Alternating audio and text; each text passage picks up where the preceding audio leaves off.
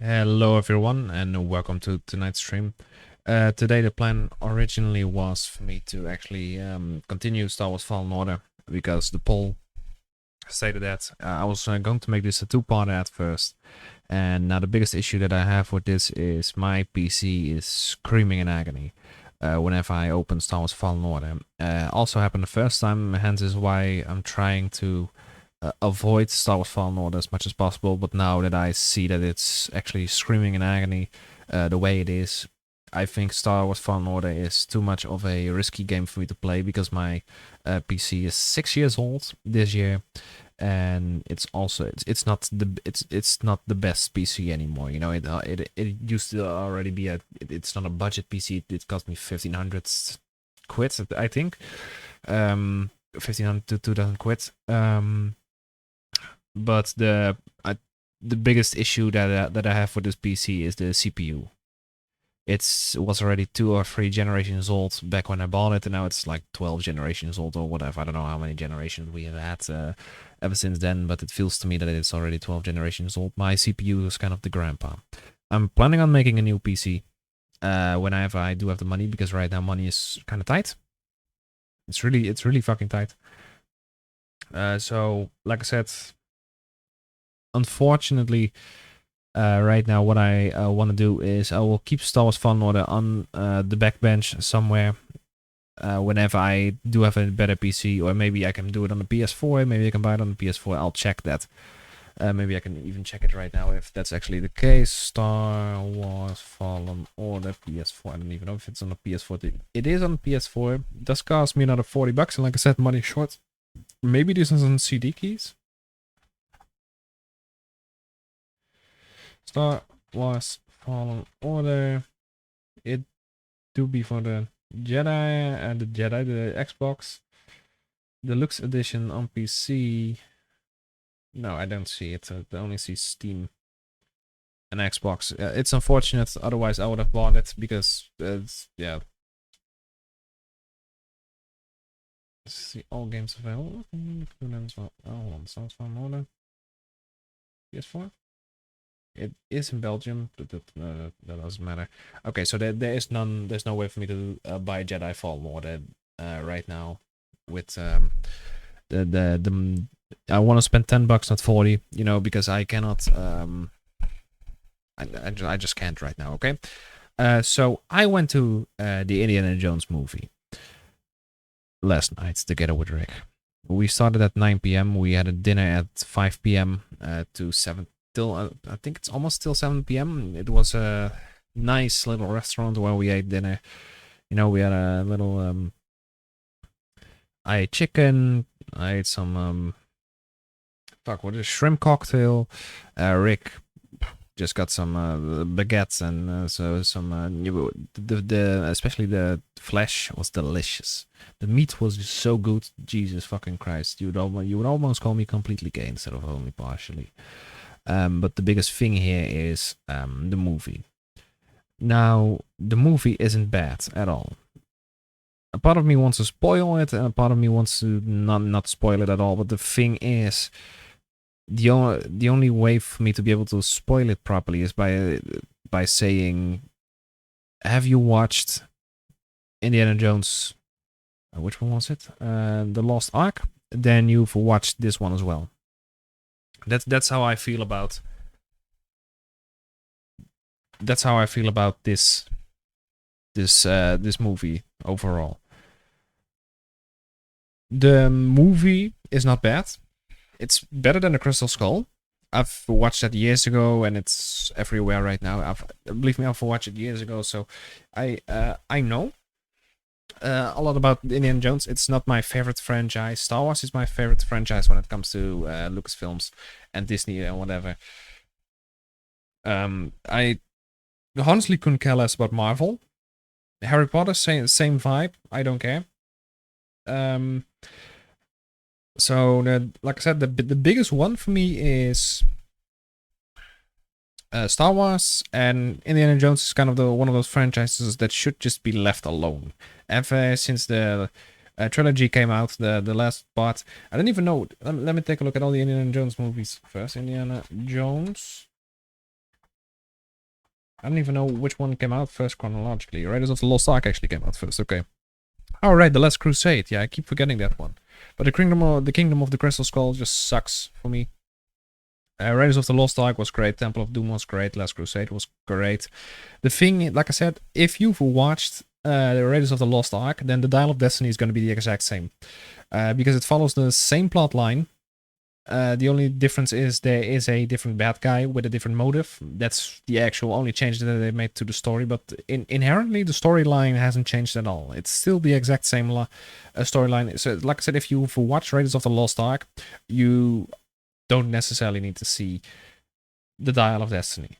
Because the Dial of Destiny is about Nazis. The Raiders of the Lost Ark is about Nazis. Both are after artifacts, which Indiana Jones and everybody else states about, maybe it has some kind of magical powers. That's what it states, but we don't know that for certain. So, we're not gonna talk about it for too long, whether that's actually magical. And then it actually turns out to be magical. And in the end, Indy doesn't do anything at all. Or he tries his best to stop the Nazis, but in the end, they manage to defeat themselves somehow. In Raiders of the Lost Ark, you have that scene where Belloc and everybody else opens the Ark, and then everything, all those little ghosts come out. Let me see if I can still find it. I'm not sure whether I can showcase this on stream, but we'll check it out anyway. Let's see if we can do this like so. Open the Lost Ark. Yeah, I really don't like this. I really didn't like this scene as a kid at first. And basically these guys are all standing here planning on opening the Lost Ark. And Indy doesn't do anything. He doesn't even have to do anything about it because all of the Nazis are just watching this happen. So what they are doing is exactly this. Belloc opens it. You can see it right here. Then they open it. The ghosts, I guess are there ghosts coming out? I think so. I can't remember. I haven't seen this movie in a while. And when I first saw this, I was heavily afraid of this movie. I was like 12 when I first saw this. And believe me, this was from 1981, which is much earlier than I existed.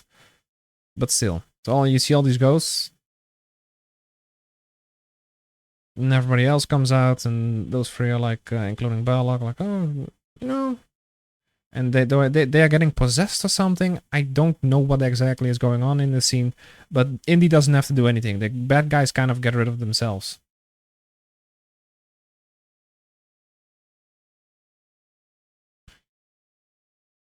There you go.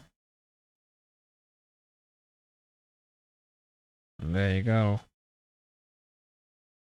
Then they all get scared and they just close their eyes and they don't have to do anything. All they have to do is just close their eyes. And this is the part that I actually disliked a ton because these guys start melting or something. I don't know what exactly happens to them. They somehow melt.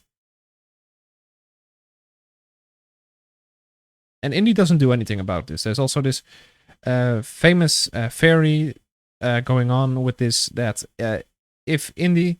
Yeah, this exactly. This is just disgusting. This was disgusting when I first saw this. Like I said, the bad guys take care of themselves. So Indy doesn't have to do anything. Indy doesn't even have to be in this movie in order for the movie to pan out the exact same way that it already had before. That's the problem that I have with this. That's the problem you could say that this movie has. Indiana Jones could be taken out of this completely. And then you would still have the exact same story pan out, but without Indiana Jones nor anyone interfering. Because this has also been a prime thing on the Big Bang Theory. And the theory actually got a little bit of a jump start there. They were brainstorming for an entire session about does Indy actually change anything about the story at all? The answer to that lies kind of in the middle. It's for me, it lies kind of in the middle. It's not per se yes, it's not per se no. But if you think about it, they only find the Ark because of Indy is one of the arguments for that. And what I personally think about it is that they would have found the Ark either way, with or without Indy. It would have just taken somewhat longer. Indiana Jones Raiders of the Lost Ark. Let's see. Yeah, Big Bang Theory. Let me see. We'll continue this without disabling. I don't like to be disabled. Yeah, let's read through this really quick. A well-known theory about Raiders of the Lost Ark is that Indiana Jones actually did nothing to affect his plot, but this criticism simply isn't true. A 1981 classic of the action, blah blah blah. Not only was Raiders a colossal success, but it's one of the most beloved franchises in all of cinema. Iconic hero in the process. The character in blah blah blah. However, there's a well-known theory popularized in recent years by an episode of The Big Bang Theory that Indiana Jones actually did nothing to affect the plot of the Lost Ark. It's an enduring theory that seems to point out a narrative misstep, but the truth is that they got it all wrong. Upon close inspection, Jones does indeed affect the lost story, proving that. Okay, I'll see. On the surface, the criticism is relatively convincing. Yes, that's what it is to me. That's why I stated that it was kind of in the middle, because I haven't seen this movie in a while. As the film ends with the Nazis opening the Ark and being instantly killed by its supernatural forces, it seems to logically follow that this would have happened regardless of Indiana Jones' interference. Yes, exactly. The ending of Raiders of the Lost Ark seems proof that Indy actually achieved very little throughout the film than simply delaying the Nazis' inevitable attempt to seize the Ark's power. From the beginning, Jones is one step behind Belloc and the Nazi forces seeking the Ark, and it's only through his contact and more than a little luck to boot that he's able to catch up on them and get close to the Ark. When Indiana Jones arrives in Cairo, the Nazis already have a dig well on the way in Tanis. However, they're digging in the wrong place, and Jones managed to locate the Ark. Its true location, only to have the relic stolen from him by the Nazi forces. So this is the first actual thing. He points them to the right direction. So they would, like I said, they would have found it anyway. However, it seems that the Nazis would have found the Ark of the Covenant regardless, as they were only a short way from its resting place with their own excavation. Exactly. Had Indiana Jones not gotten involved, it may have taken them a little longer. But the Nazis would have found the Ark eventually. This apparent narrative redundancy is what led to the often perpetuated myth that Indiana Jones does nothing to affect the plot of the Lost Ark. Yes, this is true. This is the biggest argument, and I totally agree with this. But let's see what they try to do to debunk this bullshit. In fact, the common criticism of the story couldn't be more wrong. Indiana Jones is shown to affect the plot in countless ways throughout. Yeah, but I still haven't seen anyone. As every interaction he has with Belloc and the Nazis furthers the narratives in one way or another. There's even an interesting and dark theory that Indiana Jones caused World War II with his meddling. Okay. Though there is perhaps an argument for the way in which Indiana Jones's actions seem to do little other than postpone the inevitable throughout most of the film. Yeah, but it's still true that he has done nothing to stop the Nazis. In the very end, they, like, you can clearly see it right here.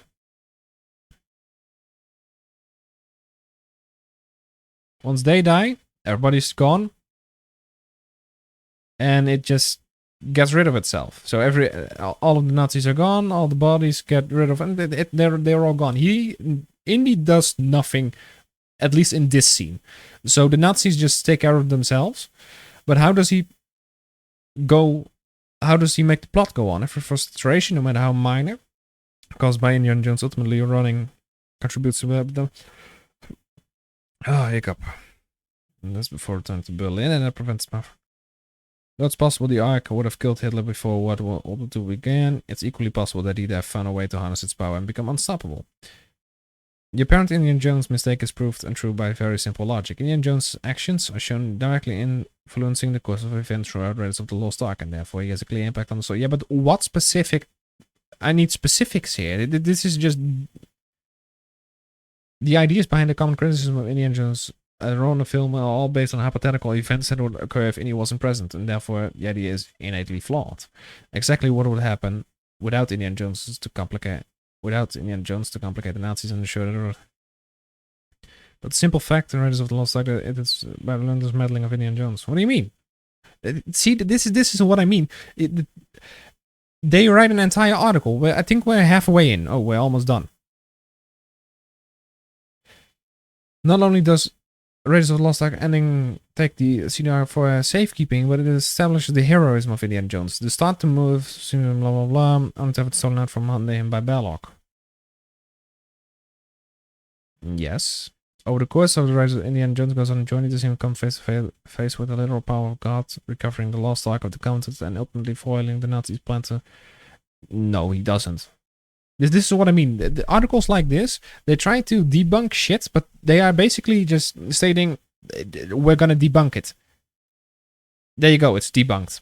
Not, this is why it's supposed to, this is how we debunked it. It's like, we're gonna debunk it in this article, there we go, we debunked it. But there's no specific, that they're just giving him praise for, he did stuff throughout the entire movie that he actually did do something. But what did he do? The only thing he could do here was just watch as they open the Ark.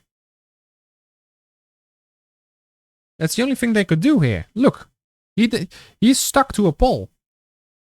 He's stuck to a pole together with his heroine, and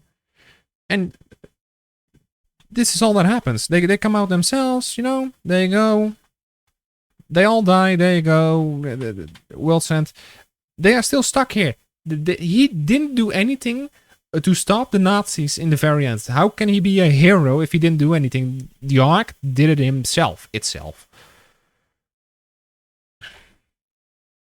As Indy knew not to look at the Ark once it was opened, and he was spared its wrath. This proves that Indiana Jones learned something over the course of the Raiders of the... Yes, but that is more specifically character growth. We're talking about plot advancement here, which is not specifically character growth. If the character growth would be inherent to the plot advancement, then yes. But in this case, it isn't. This character growth doesn't perpetuate the story. It doesn't continue the story in any way. His character growth, that he knows how to close his eyes before the very end, does not mean that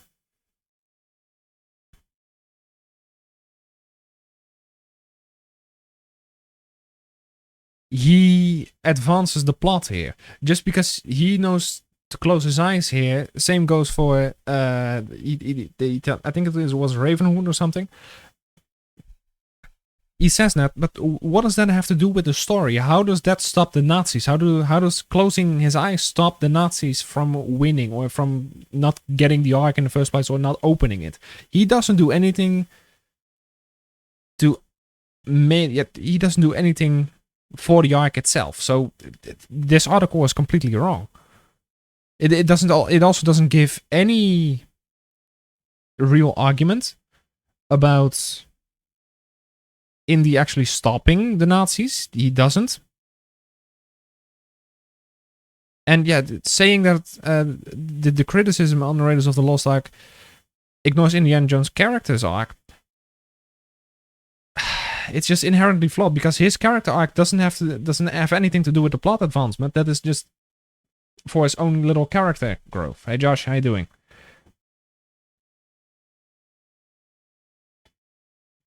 But the biggest thing here is, if you've seen this, you've basically seen the Dial of Destiny. Indiana Jones is the exact same. Indiana Jones Raiders of the Lost Ark is the exact same as the Dial of Destiny in terms of plot. Like I said, the only things that are different basically is the bad guy and the motive the bad guy has. We also have another short round, but this one here is called Jimmy, I think he was called. I'm not sure if he was called Jimmy. Little Jim, I don't know. And the other one, the heroine is Goddaughter. So yeah, Wombat. Wait, Wombat. Indiana Jones. No, I need Little Wombat. I do like Phoebe Waller though. The acting in this was great. I'll be honest. Both, what was she called again? both Phoebe Waller as well as Harrison Ford did great jobs on this. And I'm not even kidding, because she's a great actress. I keep thinking, where do I know her from? She's English, right? Hold on, let me see. Phoebe Waller. I don't care about her husband. English actress, yeah, she's English, yeah.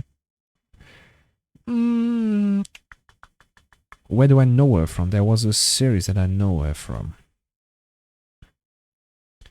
Indiana Jones, No Time to Die. Is she from No Time to Die? Yeah, I do know that she's from No Time to Die. Oh, right, I know her from Solo: A Star Wars Story. Do I? I don't know. Hello, Anna, how are you doing? Oh, fuck. Phoebe. I know her from somewhere.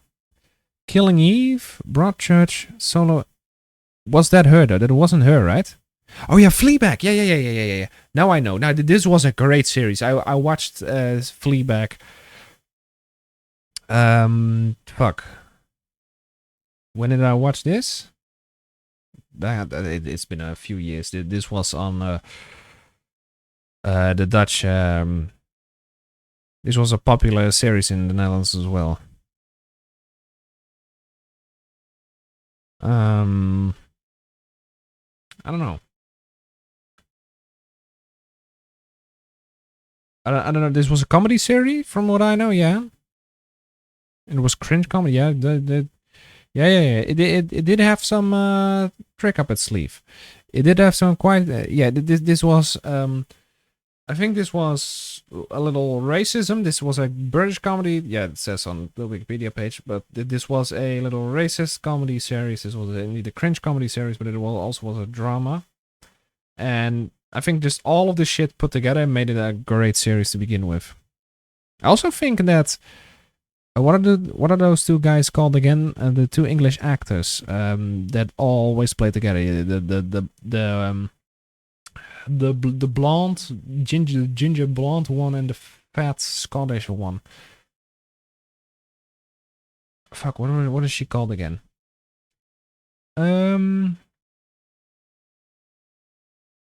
Anything else she played in? That's where I do know her from Fleabag.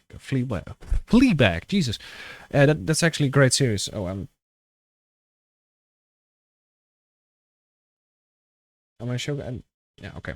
I'm partially doing this on screen, and I'm not showing the screen, so this is going great. What are you talking about? There's this woman in that plays in Indiana Jones: The Dial of Destiny. She's called Phoebe Waller-Bridge, and basically, I was thinking, I have seen her before. I've seen this actress before, but what series was this? Fleabag. And this series included a ton of people, I guess.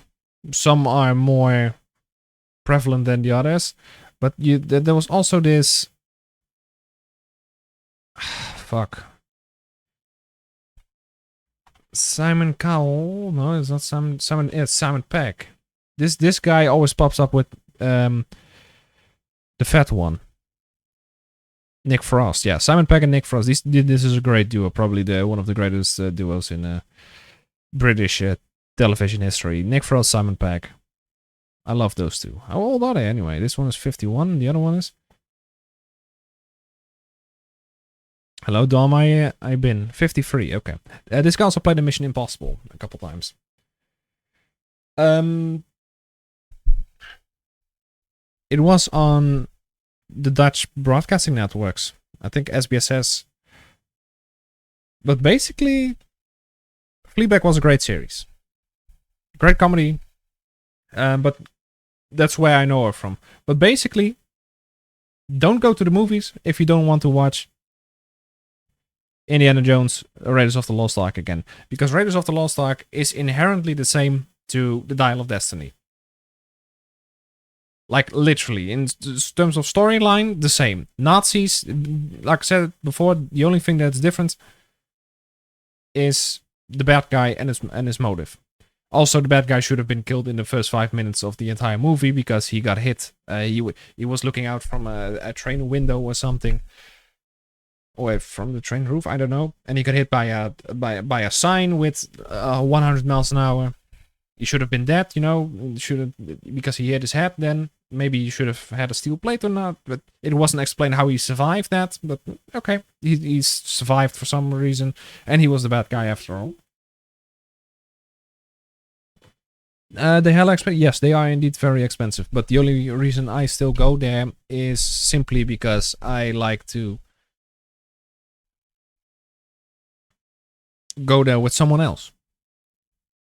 You know, go there with my girlfriend, go there with Rick, go there with just somebody else.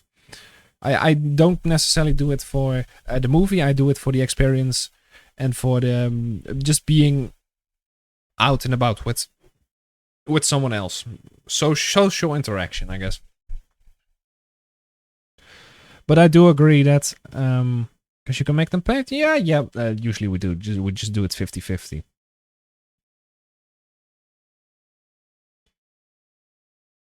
But that's my opinion about Indiana Jones and the Dial of Destiny, and also my opinion about the Raiders of the Lost Ark. Raiders of the Lost Ark is a movie that, from the Big Bang, stated this correctly, in my opinion.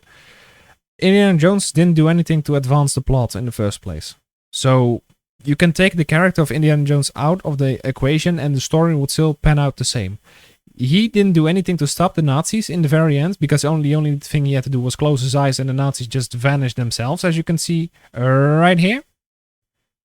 Gone. And also because it's literally in his backyard. What do you mean, in his backyard? He didn't do anything. Closed his eyes. And that's what happened. There were like 50 Nazis here. They're all gone. I still hate this part. I still hate it with a passion. This looks disgusting.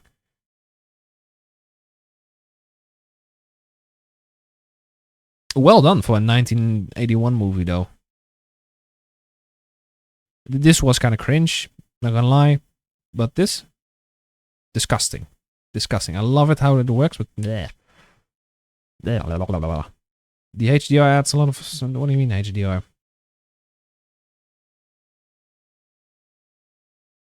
Alright. Yes, but I went to the one in Spijkenisse because Rick lives in Goeree, which is a 1 hour drive, so yeah. Alright. Has anyone else seen the Dial of Destiny? Does anybody else want me to talk about the Dial of Destiny further? Or shall we move on to the main subject? Or the main subject and the next subject on the rant list, which is my panic attacks. Because I've been wanting to talk about them for a while now.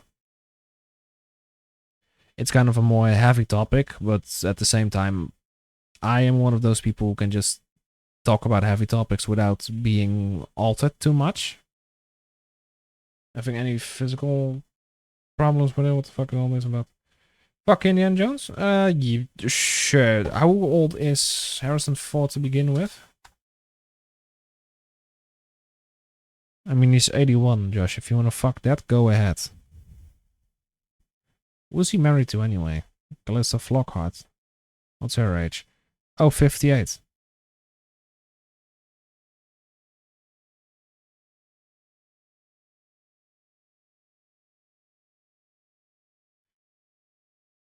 I want to say a few things. I also want to be honest, she looks kind of underage here, but I don't know. Maybe it's just me. Maybe she just looks 12. She with him for the bank when she with him for the bank, she'll get when she back. Yep. Oh, hold on, let me see. Let me see really quick. Oh no. Harrison Ford. Yeah, net worth. That's what I want to know. 300 million. Well, that's yeah. I mean, it doesn't buy you the world, but I don't like where this is going. No, I don't like when Harrison Ford is going either. But when it comes to it, most old guys have those little Hawkeritis, I guess you can say. Do you think I like where this is going? How is this Bruce Willis? I guess that's still from especially Die Hard 1 and 2 and maybe 3. Trophy Wives, yeah, I guess. Bruce Willis. This guy actually has, I think, schizophrenia or something, or he's getting senile. Or... Oh, dementia. Oh, that's the same thing.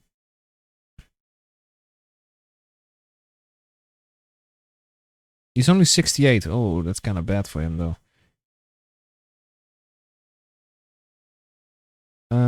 What was I looking at again? I don't know anymore. I want to see his wife. I don't get that he's sick. How old is she? 45. Okay, that's a little. He is 61. He's 68. He's 60. Okay, never mind. Maybe 23. That's 23 age gap difference. Imagine the age gap difference between Bruce and his wife is my entire life. A little bit less, you 1 year less, but it's around my entire goddamn life. My entire lifespan is basically the gap between their relationship. Can you imagine my entire life? Okay. If they love each other, we're fine. I'm fine with it. They seem to be happy though, so at least in this photo. Not in this photo. You want to know an actress that I do still love, even though she's what? 55? She's 51. Oh, God, please don't tell her I said it. I still like this woman. I don't think Colombians grow old a little fast. Do they grow old fast? I don't know. You tell me. She does. She still looks 35, even though she's 51. Look, you know, I mean, there is some plastic in it. Don't get me wrong, because you can't tell me that rack is real. I mean, sure, it could be. I don't know. I'm not saying anything. Show me a little more. You tell me. I don't know. It looks like they're fake. No.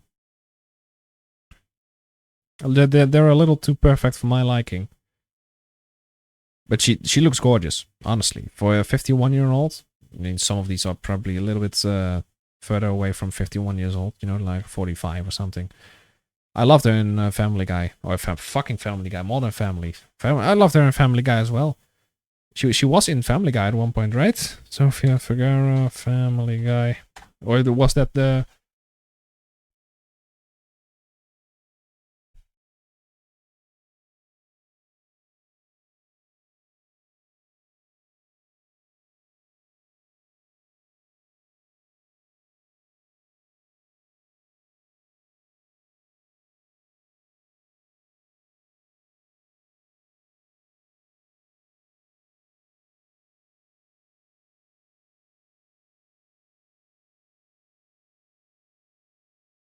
Why does this sound like it's being recorded on a fucking radio?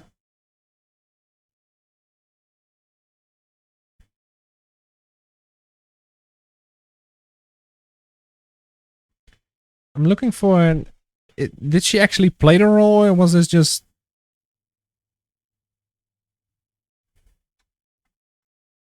Did she actually do the episode?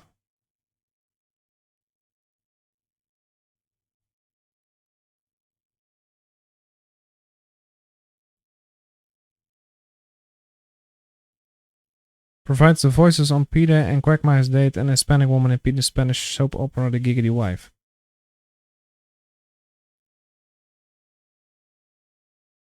Hold on.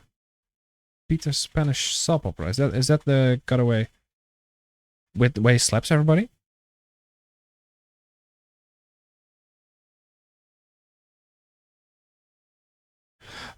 That's fucking Sofia Vergara? Oh shit, I should actually turn this on. I'm a very passionate man. This is her. Spanish soap operas? That's fucking Sofia Vergara. Niño. Bueno. Oh, by the way, I've been laughing my ass off at this Family Guy cutaway gag. Why are we stuck with Family Guy again? This was from one of the newest seasons. Let me see. What was it called again? Echo Family Guy, I think. Yeah, here we go. I fucking left my ass off at this one. Did you know this house is so large there's a 12-second echo? What are you talking about?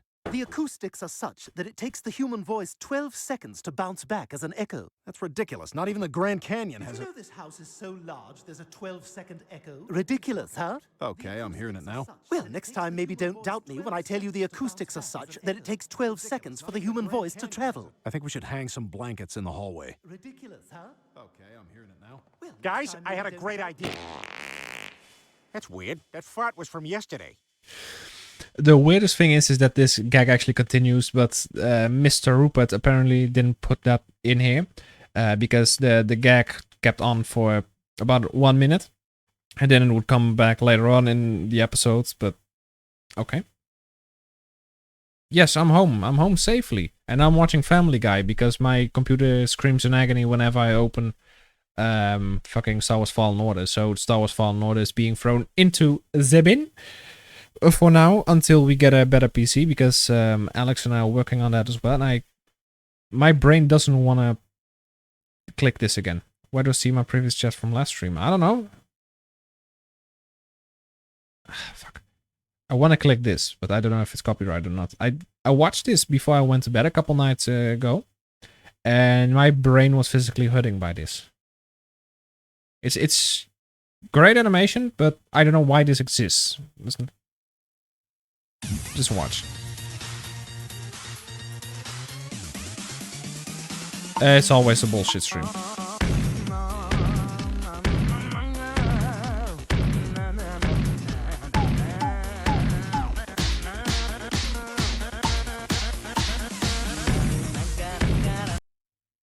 Better get a new PC because I need you to be my guinea pig for Survivor. Survivor? What do you mean Survivor? Yeah, this is my brain physically hurts by this. Yeah.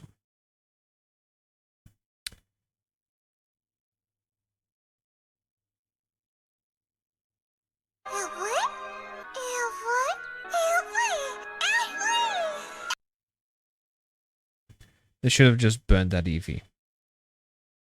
Not even kidding when I say that.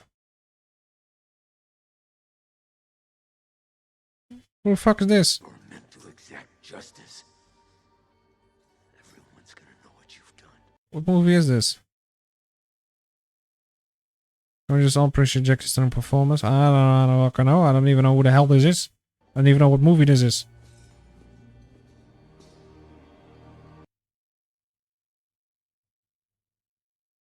If Avatar: The Last Airbender and Avatar from Steven Spielberg ever made a crossover, this would be it, isn't it? You know, just make a blue spirit, but bald and a monk. Look like a monk. There's some kind of superhero movie that I don't know about. Does this guy have a dick? Can't fucking tell.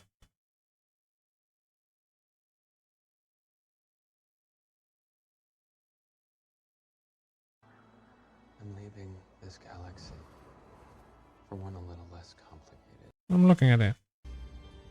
Of course, you must protect Light's new utopia. What's one more body amongst foundations? I don't have the money for a new PC right now, by the way, so I'm saving up for it. What are you waiting for? Do it.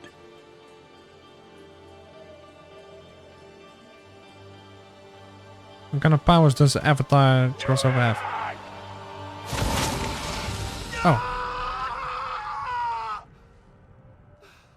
Alright.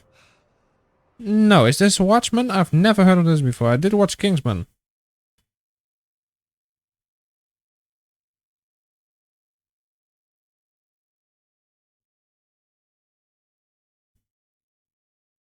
I mean, it's nice to see that people are appreciating the acting, though. But still don't know who it is, though.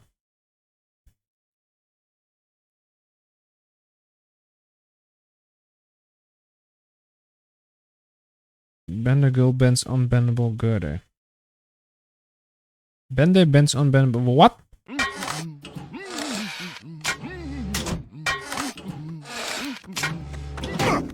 Thanks, I appreciate that. Nah, I'm joshing you. That was quite annoying. You call yourself divorced? You're making a mockery of one of our oldest institutions. What?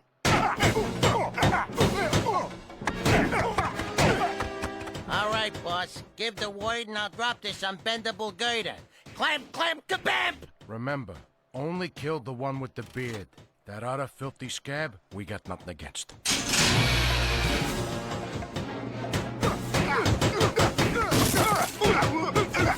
Okay, so this is the one with the beard. If you want to call that a bitch, sure. That's low. Please stop! I'm not worth it. Probably not, but I love you, and I'm gonna kick his ass till I win you back. Hey! Okay, Clamps, now. Ooh, that's got a clamp. Flexo, are you okay? Yeah, never better. He has been reduced to a tin can. Am I the only one who actually doesn't really like Futurama? It's not that it's bad, it's just... I don't care for it that much, I guess? Am I the only one? Alright. I'm looking at it. Hate crime? That's crazy! Game I love all Aborigines. people. I love blacks, I love Asians. Hell, I even love gay Aborigines.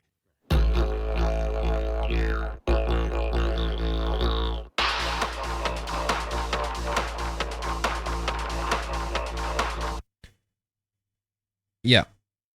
For those who don't know what this is about, gay rave festivals. That's literally what this is about. That's all I have to say. It's about gay raves. And those seem to never end. They unintentionally invented one of the best instruments for techno music. Is that used for techno? Alright. Well then, alright, let's move on to the serious subject of this, because otherwise it's actually going to be a useless stream, as Rick stated. Or a bullshit stream, as he likes to call it. Panic attacks. What is a panic attack to me? Let's first get out of the way. What is my definition of panic attack? Everybody experiences different types of panic attacks. So be aware of that this is not... if you are experiencing them, might somebody else watch this one day who's like, hey, panic attacks? What does that even mean? My definition of panic attacks are... It's weird to define for me, but I feel my head's getting very wary, very heavy, and it feels like I'm about to black out. And it feels like I can't control my head, it feels like I can't control my body, it feels like I can't control anything within that moment.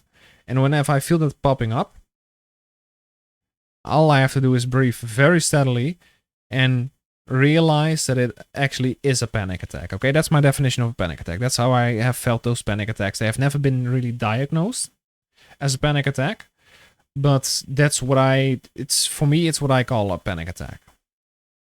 So if it's not your definition, okay, but it is mine. That's how I experienced them, and that's how they always came to me. Now, the reason why I wanted to talk about this is specifically because I want to give some tips on how I dealt with them, if I did have the actual panic attacks, because you need, I think, an actual psychotherapist or something. A therapist needs to diagnose you with that. No, Rick's already gone.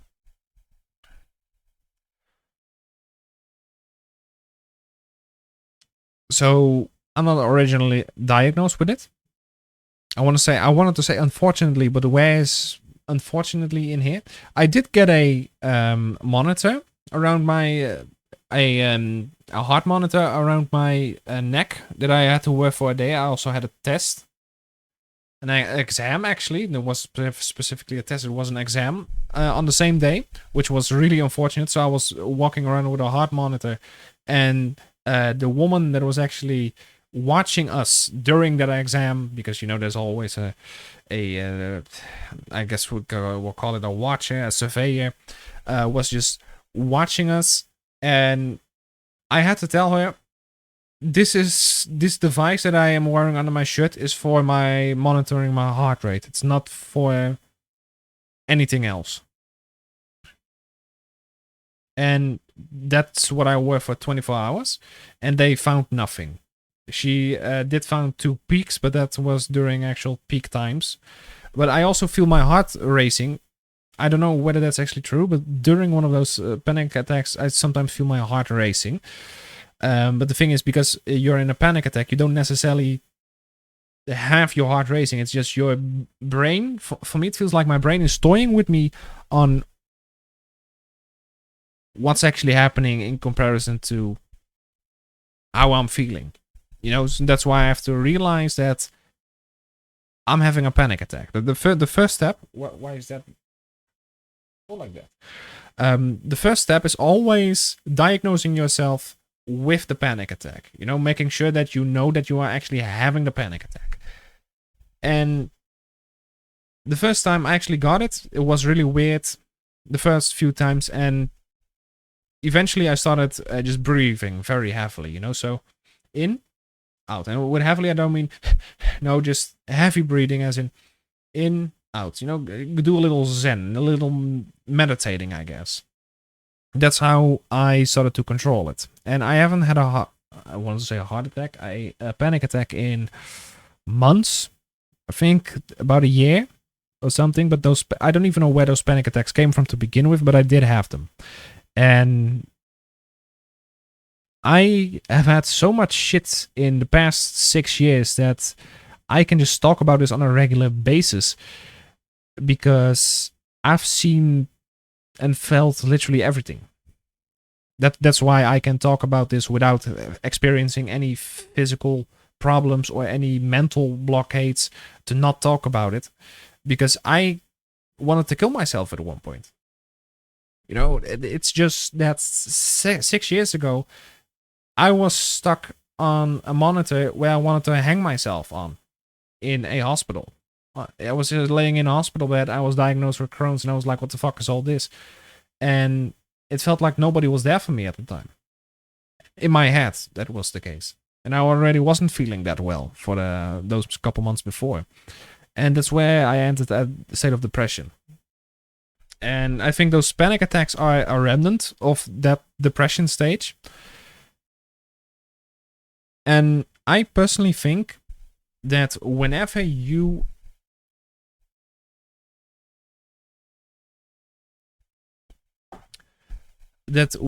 start having a depression, you'll never actually be able to get out of it.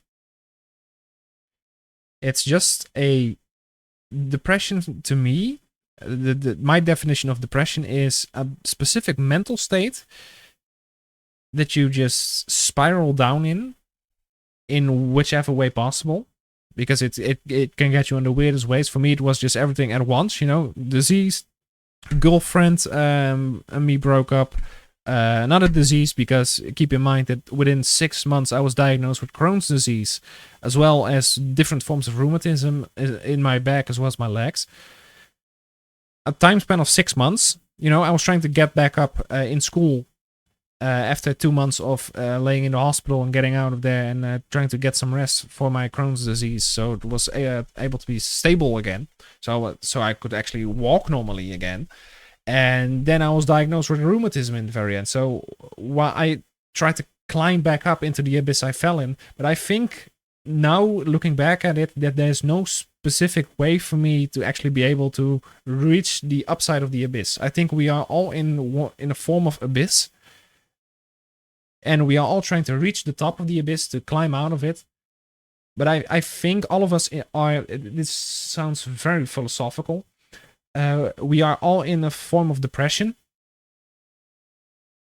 Because depression is a mental state. And that mental state is something you have to live with. And I think you'll never be able to completely get over it. You know, the only thing you'll get is you fall into that abyss, you climb back up, you'll never be able to reach where you came from again, but you can try as much as you want, and that's what you should reach for. Perfection, basically, is always what you should reach for, as perfect as possible.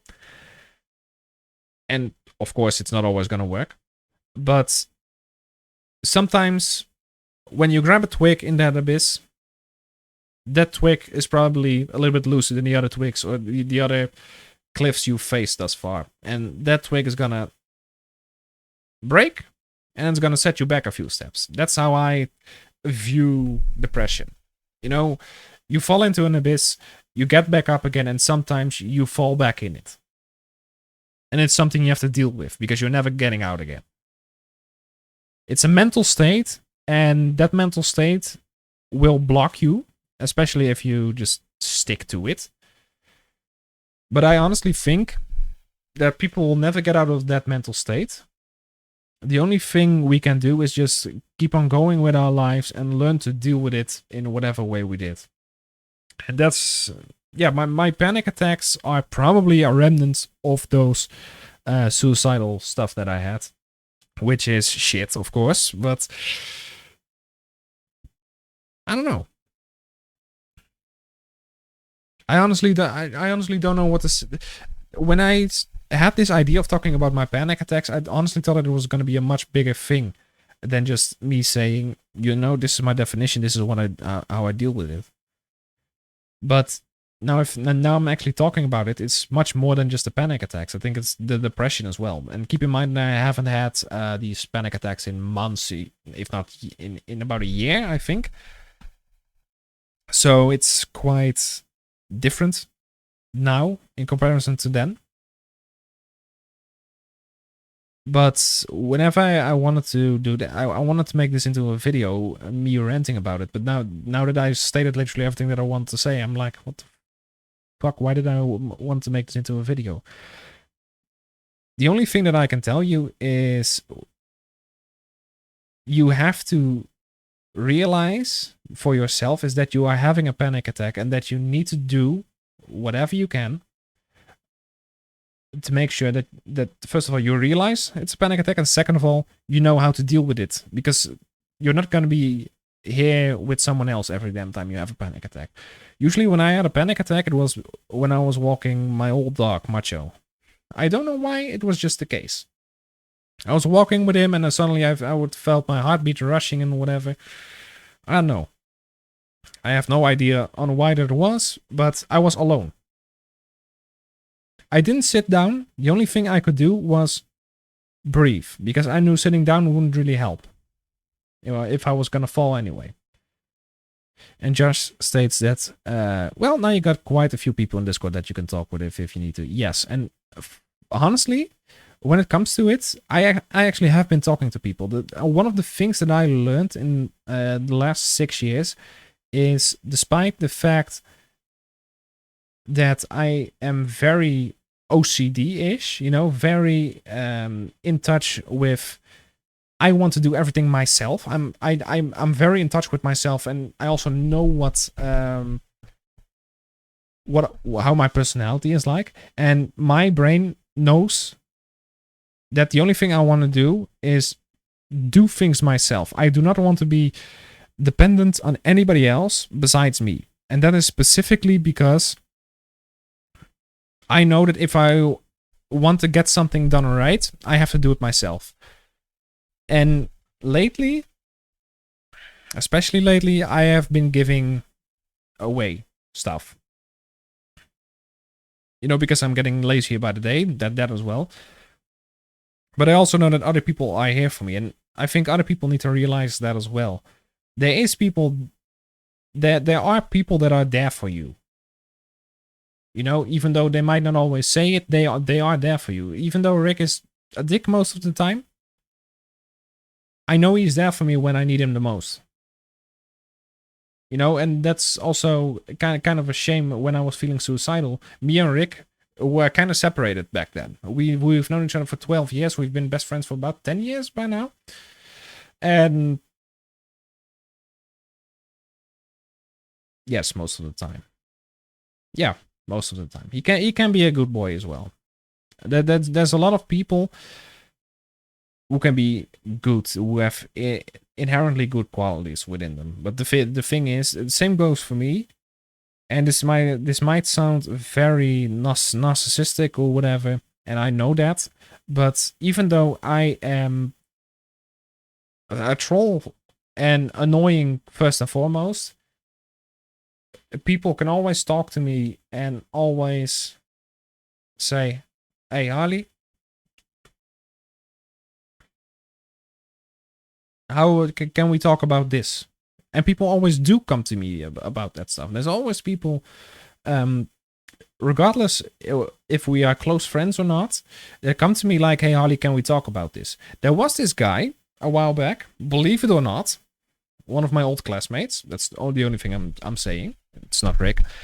Who actually came to me and asked for a relationship advice.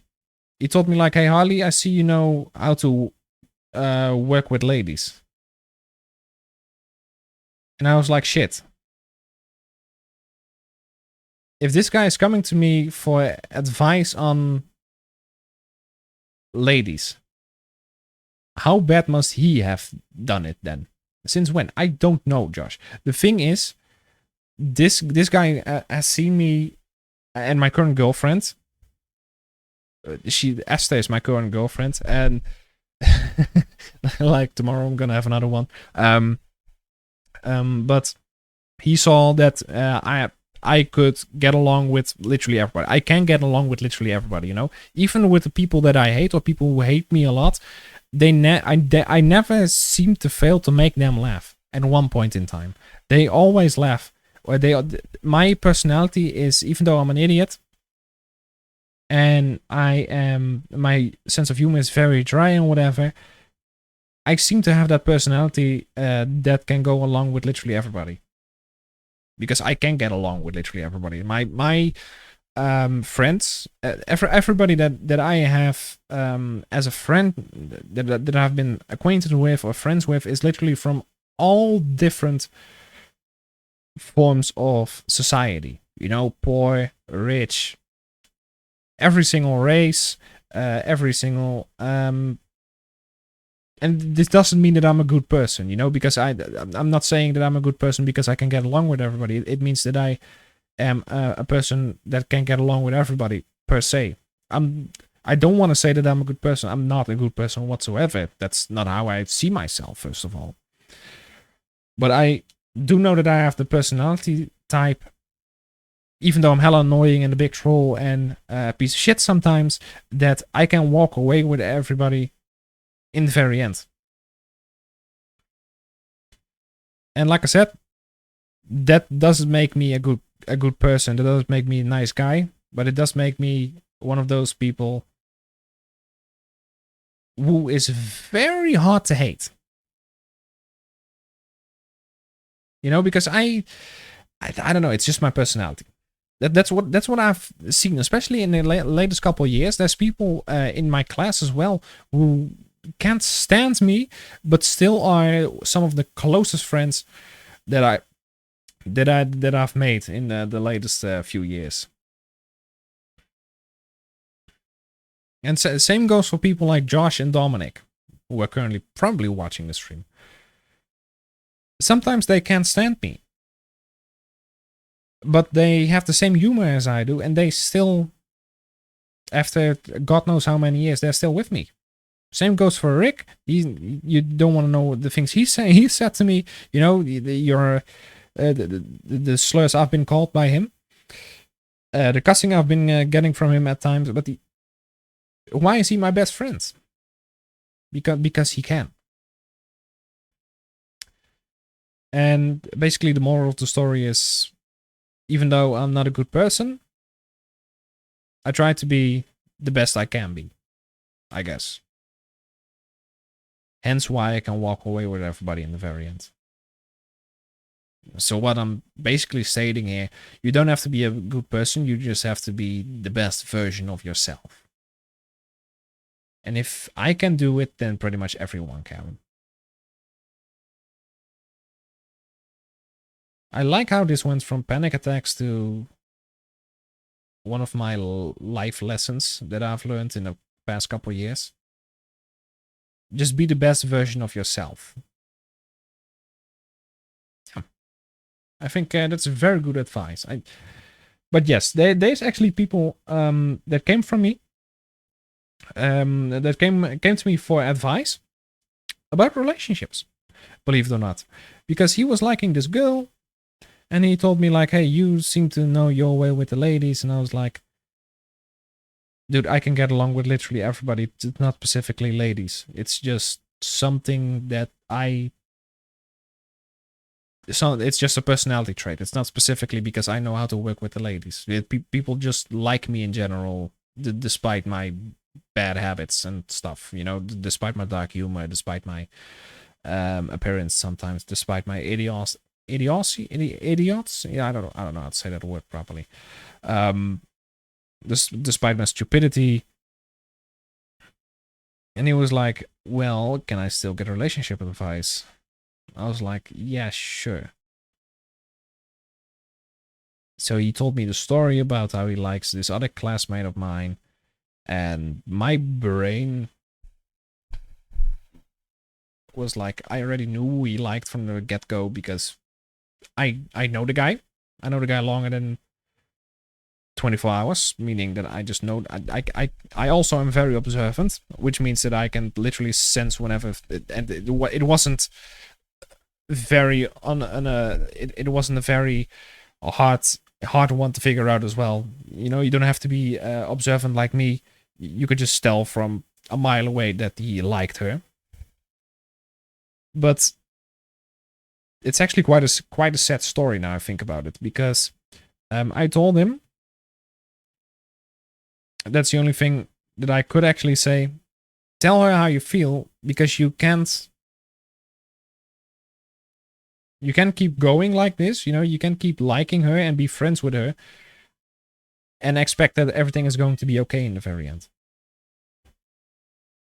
You know, that you can expect things to stay the same if stuff goes like this. If you have this feeling of like, I want to date her, and then you don't know the feeling, it'll eat you up from the inside. That's what I told him. And I also told him that the other side of the coin, because there's two sides to every single story, and this story was about the one side of the coin was you could tell her and then it'll be out in the open. And the other side of the coin, in this case, is you couldn't tell her, you don't tell her, and you just leave it be. So I left that in the middle for him to choose. If you have a conscience, just like I do, you're probably going to have to tell her, because otherwise it'll eat you up from the inside. And if you don't have a conscience, you can just leave it be, and hopefully it'll work out in the very end. You know, you can still stay friends, or you can you'll get a relationship either way. And I just left that in the middle for him to decide, because I didn't want to decide for him. I didn't want to say, hey, you should do it or you shouldn't do it. I just stated, this is what happens if you pick choice A. This is what happens if you choose option B. It's up to you. So what did he do in the end? They went to the Caribbean, the Dutch Caribbean. And apparently he wrote a note. Very romantic, I guess. He wrote a note where he stated, hey, I like you more. I like you, you know. I like you a little more than just liking you. I'm interested.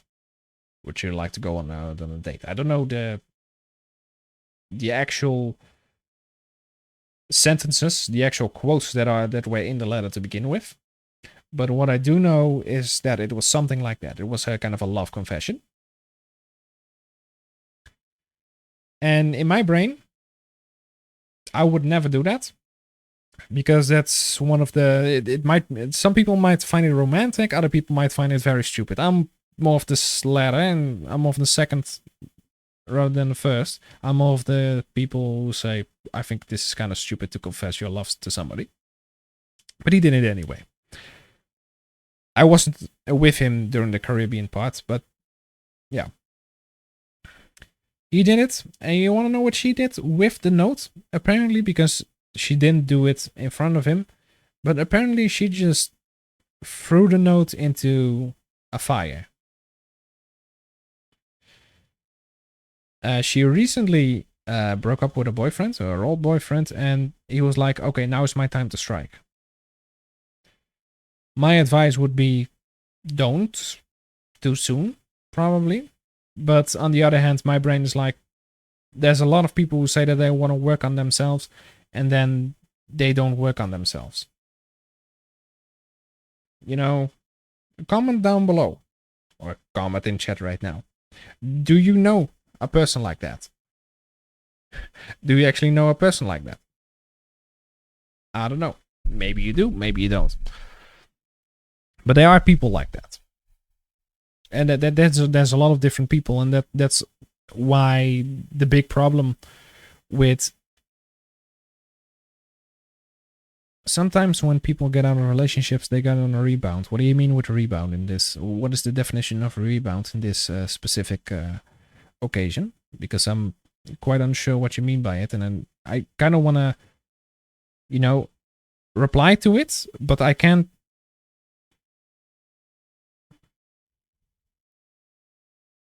Well,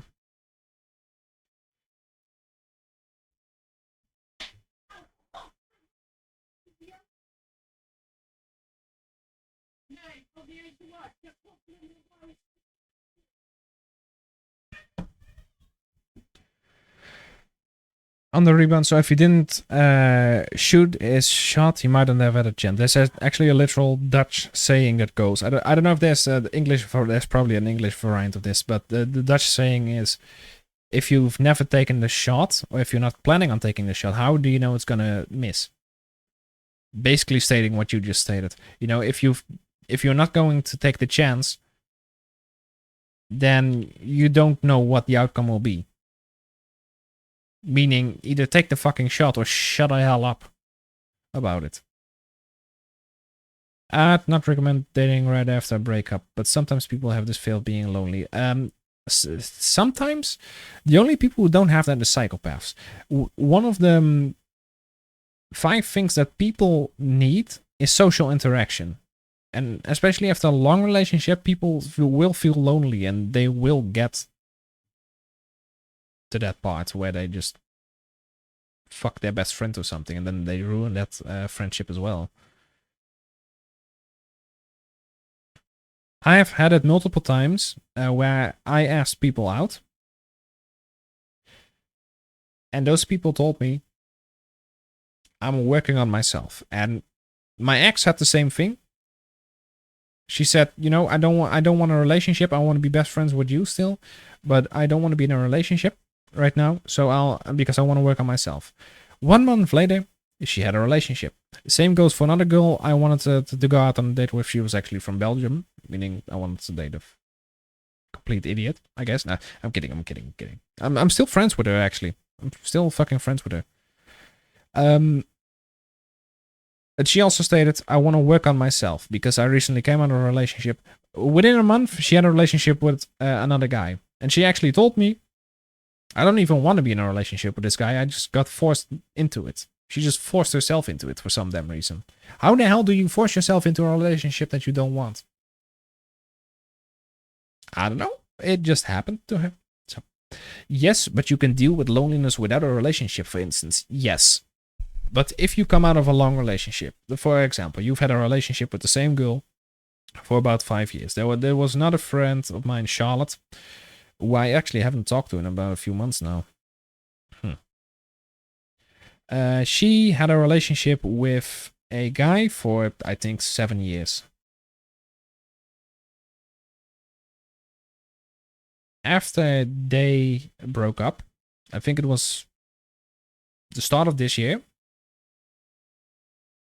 because he got drunk on New Year's Eve without her and then got mad at her or something. I don't know. And she got fed up with it, and then she broke up, and she was heartbroken. She really was heartbroken for it. Maybe she still is, you know, because she had a relationship with that guy for 6 years. But people look for a way to get out of that loneliness in different ways. When I broke up with Alice back in the day, I had the same problem. I wanted to look for another relationship. I didn't look for my friends. I didn't look for Rick. I wanted to look for another relationship, somebody to fill in the gap that she left. And like I said, people deal with hard things differently. It's the same thing when it's about grief, for example. If a important person in your life dies, one grieves by going to the grave every day. The other person grieves by just crying all day and laying in bed until they feel better. The other person talks about it a lot, and eventually people get fed up with it because that's the only thing you can still talk about. It's stuff like that. People deal with these type of very serious subjects in different ways. And there's no way for anyone, like literally anyone, to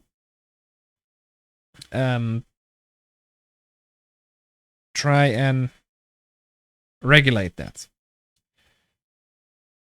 The same goes with relationships. There's no way to regulate it. My ex-girlfriend, Alice, within 2 weeks, she had another boyfriend. And I honestly couldn't care less whether she's actually still with him, because she had 6 boyfriends before me in 5 years. So yeah, she's not really into the long-lasting relationships. But Jesus, how I wish people would react the same. But then again, if we were all the same, nobody's unique anymore. You know? I don't know what kind of weed I smoked tonight, but it's I think it's the philosophy weed, man. It's the philosophy weed. It's going great. Oh. But because people deal with hard issues differently, there's no way to tell on what the correct way is. Is the correct way after a breakup getting another boyfriend straight away? Is it sobbing for 6 months like I did? That you don't have a relationship anymore? What is the correct way to deal with loneliness after you're done with a relationship? Is it talking about it to everybody? Is it sleeping with another guy and having a relationship with that guy? Is it sobbing for 6 months? Is it talking about it nonstop? Is it, you know, it's so hard to you know, fuck. I just find it very hard to give people advice about these things. The only thing that I can do when it comes to it is say like, hey, these are the options you got. But everyone thinks differently about how to react to something as heavy as this. For example, when I would say sobbing for 6 months, who would agree on that? Who would do the same? Who thinks that's the best choice? A couple of hands will go up. If I would say talking about it to everybody for 3 months, a couple of hands will go up. Sleeping with another guy, probably a little less hands will go up. But they'll probably go up anyway. Because there's a lot of people who think that that works. Maybe it does work for them. It's all depending on what your personality is. My personality basically is loyalty above all else, such as Raymond Red Reddington would say. That's how my personality is. My personality literally is, I'm loyal to somebody, even though they betrayed me. If I'm very loyal to somebody the way I was loyal to Alice back in the day, I was even loyal when she basically wanted me gone. And that's a problem with my personality. I can't let go. I can't let stuff go. And it's really hard to work on this as well. But that's why I stated. Because we are all so different. You cannot give a specific person advice and say like, this is what you should do. You can give the person personalized advice. You know, like if you know the person in question, for example, Rick, would he be a bad guy? You know, how would he deal with? Chances are they won't listen anyway. Yeah, but the thing is, how do you give advice? Because usually I give unwanted advice to people. I do that. I do it 50-50. Sometimes people want advice from me, and sometimes I give unwanted advice. And unwanted advice usually being, do you have a sleep schedule? Answer, 90% out of 100% of the time, or 9 out of 10 times. No, I don't. Started with that. 2 months later, it was unwanted advice. So 2 months later, I'll ask again. Do you have a sleep schedule? Well, ever since you taught me that, Harley, it was great advice, actually. Of course, it's great advice. It's a goddamn lifestyle to just have a regular sleep schedule. Now, of course, there is people who can't do this. Believe it or not. There's people who can't have a regular sleep schedule because they have insomnia or other sleeping problems. And like I said, that's what makes us all different. Nobody of us is the same. And personalized advice is the only thing you can really do. Another example is a close friend of mine, a girl, had a guy she liked. And she thought that he liked him as well, but he kept being distant, and she's not into the direct conversationing like, do you like me? Do you want to go out? You know, more like flirting, having sex, all fine, but she doesn't want to be used in the very end. So that guy is playing her and peeling her like a goddamn banana. He's playing her like a piano and peeling her like a goddamn banana. And she asked me for advice at the very start. And I was like, you're a stereotypical black woman?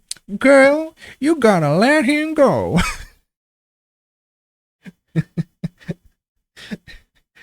Oh, God. I'm gonna get cancelled for that, but that was the gist of my advice. Just, girl, find yourself a man who likes you and let this guy go.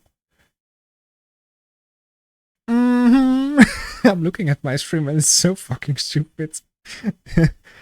That's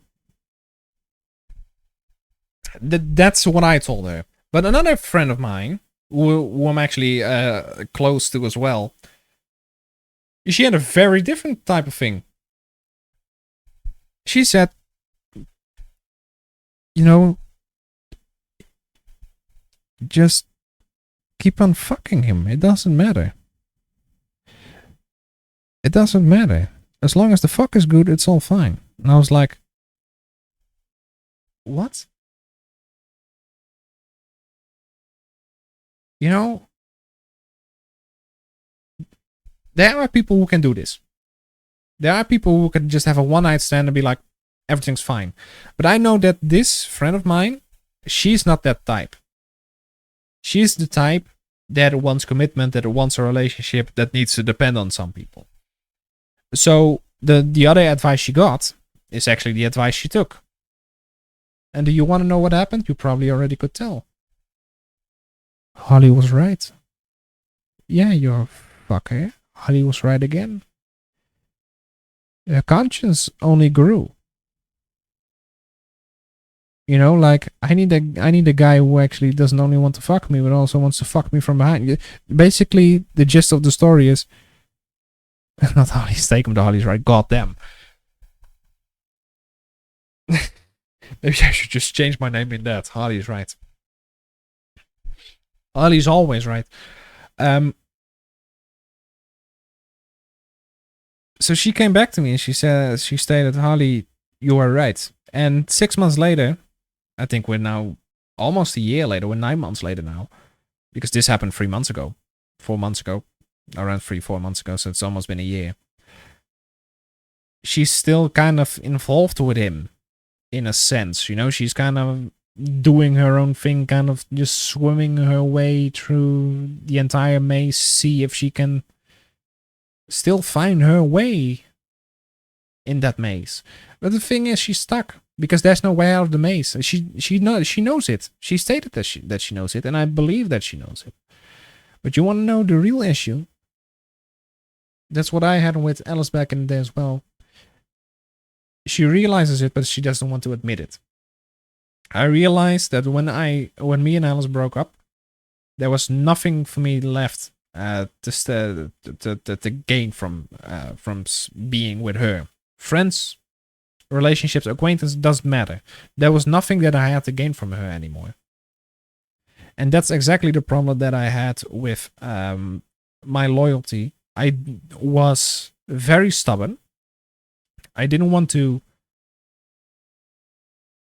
do anything at all to make her upset. But it seems that everything I said, everything I did, was making her upset. Was it my fault? No, because she wanted me gone. And if people want you gone, they'll do everything to get rid of you, including blaming you for literally everything, despite you not having anything to deal with it. Because believe me, that's what happens. That's what already happens. Is there anything? No. No. Okay, very good. Yes, for those who are seeing this, I have Ainsley as my face, as my background. Okay? Good. We got it. And this has been my background screen for 6 years. Because I also have it on my old phone, which is currently laying on here. Hold on. There's a couple things in the way. There you go. Also on here. What did you think of Guardians of the Galaxy? We'll get to that in a bit. Okay? Let me finish this subject first, and then we'll get to Guardians of the Galaxy 3. You seem to really like it, for what I could tell by your reaction, Josh. Or maybe it was garbage. I don't know. Your reaction could go two ways. But basically, she's still in that same track that she was a year ago, because she doesn't want to listen to me. She does listen to me, but not in that specific case. So eventually I told her, stop coming with me, coming toward me with this bullshit, because I can't do this anymore. I can't keep doing this. I don't want to keep doing this. I don't want to be that guy where you come to like, oh, I need advice, then I'll give you advice, and then all you do is like, okay, I'll take it into consideration, then you don't do anything with it for the next fucking year. So that's what happened. And that's all I have to say about it. She's still doing the exact same thing she was a year ago. And she got very bad advice from one of my other friends. But that's because the advice she got from the other friend was what that person would do, what she would actually do, instead of personalized advice about what she should do, instead of what the other girl wanted to do, you know? So person one, or the advice giver, should personalize the advice to what she thinks she should do in her context. But what did she do? She gave advice more as in, you know what we're gonna do? We're just gonna give you the advice. I would fuck the shit out of that guy. I mean, the guy is lucky. And I also told her, I didn't tell her that, but I told her he's an opportunist. You wanna know why? Because he is. You can tell by the way he goes. When he literally fucked his ex, when he was on a break, kind of like Rachel and Ross, when he was on a break with her, he fucked his ex. And she's also been warned about it as well from others, that he would just take every opportunity he can get to fuck anybody else. That's also why he doesn't want a relationship with her because he's gonna fuck somebody else. You want to know the reason why his ex left him? Because he cheated on her. And now, he had sex with his ex while she was sleeping with him. And they're not even in a relationship. But so the girl he cheated on is the one who he's actually cheating with. This is such bullshit. Honestly, this whole story and the fact that she's not willing to take charge of this choice and just say, fuck you. I don't care anymore. I don't want to have anything to do with you, is baffling to me. I do want to see this. Duh. At. Dat. Buh. Et. Bet. Bet. I knew that. Slow it down. Huh. It. Pit. Hit. Come on, pal. It's my first day. At. Fat. Oh, that's it, buddy.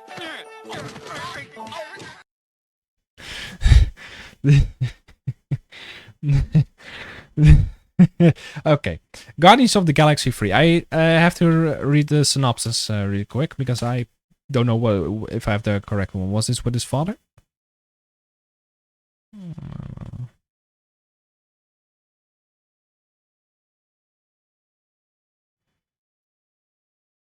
Yes, just plotting it. Nowhere they're going to get out there by elements over and war. Rocket he is stabbed by Nebulan fleets. Oh, that was 2. Okay, yeah. Okay, so this is about yeah. Rocket, yeah. I think personally that Guardians of the Galaxy is one of those very few movie series from Marvel that I actually do like. I am going to be that guy and say right now, I don't give a flying fuck about Spider-Man. It's just not in my interest, okay? It's not specifically a hot take or I want to swim against the current again. I just don't give a flying fuck. Okay? Everyone has their own opinions about it. I have seen probably the first 2 movies or something, but that was 10 years ago. I just don't get. People say like, "Oh, you should watch Spider-Man," but it's like Harry Potter. It's a franchise. I do like The Hobbit, but Harry Potter, for example, I just can't get around to watching it. And whenever I started watching Harry Potter, the first one. I don't care. It's just not my cup of tea, okay? And don't be dissing. I'm not dissing Harry Potter. It's just that I couldn't care less about the franchise. Much like other people don't care about Star Wars. Everyone has their own opinion about these things. I couldn't care less about Harry Potter nor Spider-Man, but Guardians of the Galaxy is one of those few series that I actually do like, specifically because of the fact that it's more of a comedy fantasy film instead of a franchise who's taking itself very seriously. And Guardians of the Galaxy 3 with Rocket's backstory was very sad, I know. And the High Evolutionary, I guess he was called? Yeah, okay. It's a great backstory, but they could have done this in a animation series as well, or just in a smaller series. They don't necessarily have to make an entire movie surrounded about it, because we're only talking about Rocket here. In the first 2, in number 2, Chris Pratt actually knew that he was a god, and in number 1, we just had who was the bad guy? Was it Loki? Or was it had something to do with Thanos, but he was dissing with one of his minions or something. I do like Rocket. It's just that the backstory could have been thrown in a comic, in a series. Why did we necessarily have to... Ronan, okay. One of the little Thanos minions. And my brain still can't wrap I still can't wrap my head around what kind of being Thanos actually is. I read up about it. He was some kind of titan. So you kind of a demigod, I guess. Instead of a god, a demigod. But yeah, Chris Pratt is an actual god because his father is an actual god. For what I think is number 2 is actually the best one in because we know that his father is actually the villain, but we don't know why he actually is the villain. Ronan is just pure evil because Thanos is pure evil, and number 3 is more about the backstory. But they could have done differently with number 3 instead of Rocket's backstory. It's not like I don't care for this movie per se. It's not a bad one at all. It did do great at the box office and such. But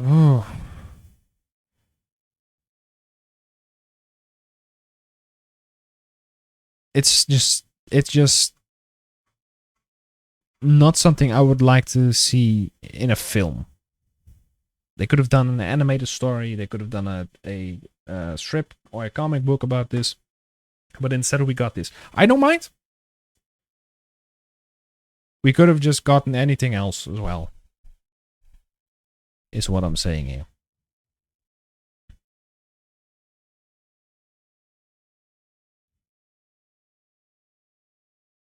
Oh yeah, and Adam. Yeah. Yep. Yeah. Oh, yeah. It's not a bad movie at all. I don't even know how many stars this one got or how many. Yeah, it's an 8 out of 10 for most people. Yeah, I could agree with a 7.5 out of 10. It's a sad backstory and it's fucked up, mostly. That they were experimenting to become a perfect society.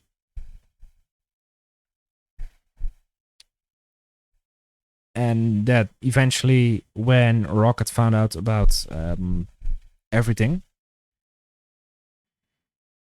that he wasn't going to be part of the new society. Yeah, that was just fucked up. But he knew what the imperfections were. So he was like, "Oh, how did you know that?" And I was like, "Yeah, the cable is not plugged in." Just stating something randomly, but the cable's not plugged in. Then, oh yeah, right. There you go. Then he eventually found out that he wasn't going to be part of the perfect society. The fact that somebody would actually fucking invest in some random guy making a damn perfect society just scares the living crap out of me. For some reason, it's kind of very scary that someone wants to have the perfect society, because there is no such thing as a perfect society. What do we see as a perfect society? No crime.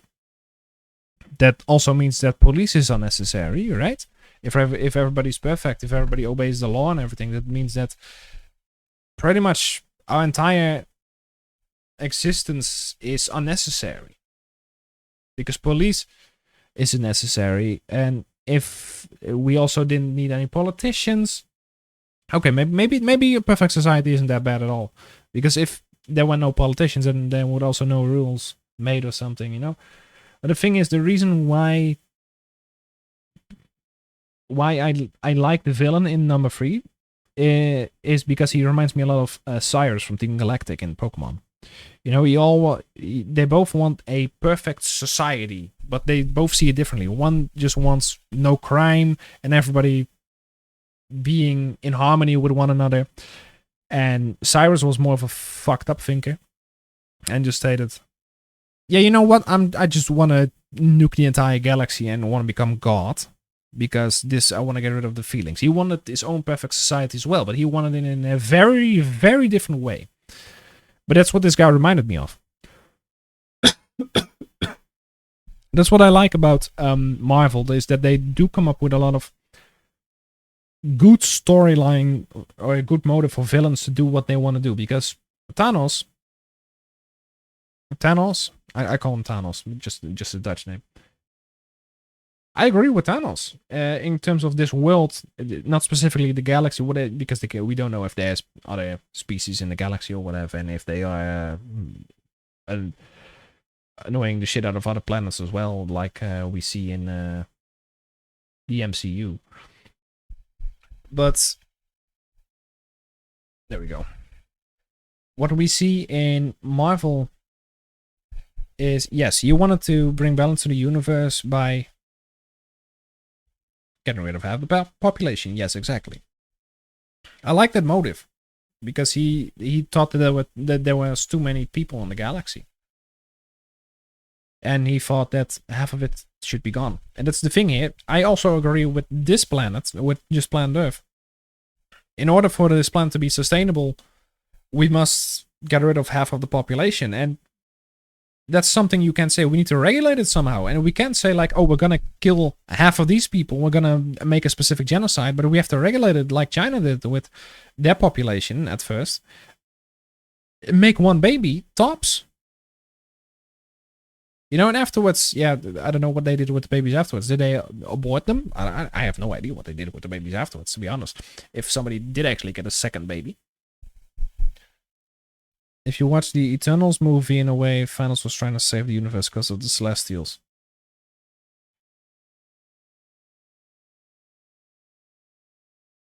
I see. Yeah.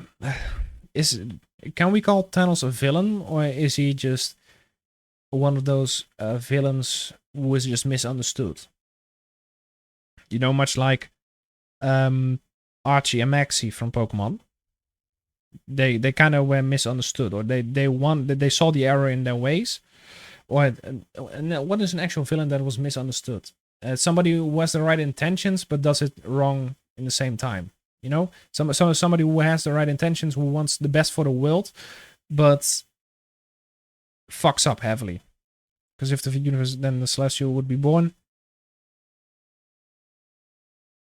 Pain from Naruto. Well, luckily I've never watched Naruto.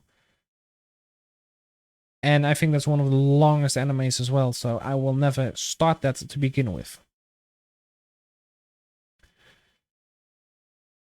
Arno is probably going to hate me now because he loves Naruto, for what I know. There's a lot of people who already hate me, so don't worry, there can be another one on the list. But I like villains that have a very nice motive for what they are doing.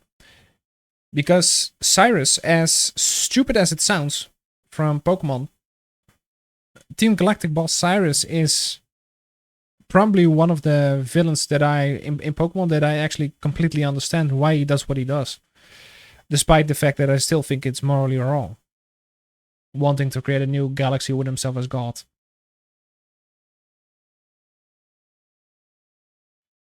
Because the reason why he wants, I can understand his motive. I don't really understand. I understand his goal and his motive, but not his way of getting there, you know? Not his way of achieving his goal. Because he wanted a world without reason, without feelings and stuff. He wanted a world where science was the driving factor behind every single and conscious decisions, realistic decisions, is what he wanted everybody to make. That's what he wanted. In the end, the thing is, he just wanted to become God, and so he had a kind of a God complex afterwards. Itachi from Naruto was also pronounced as a villain, but it was a hero. I see. I do know all those names. But I don't know the story behind it. But the reason why I think that Cyrus works is because you can kind of see where he's coming from. Because I hate it when people base their choices on feelings as well. And if there's a world driven with feelings, then yes, I would do something about it if I had the opportunity to do so. And Cyrus had the opportunity to do so, and damn did he took it. You know, kidnap the god of space, kidnap the god of time, kidnap the fucking three lake beings, and then just almost summon God in the very end. The only thing standing in his way was Satan himself, not even God. But I think Satan got a call from God, like, hey, you should actually get Cyrus out of here because he's kind of wants to become me. You know, hey, Giratina, buddy, can you come up for a bit? Because the guy is kind of going too far. I think Cyrus is a well-written villain. Jetsis as well. Jetsis is a damn well-written villain. You know, also no empathy whatsoever with his own son. basically disowning him twice, because if you remember how N actually gets where he got, is he got disowned when he was young, so he had to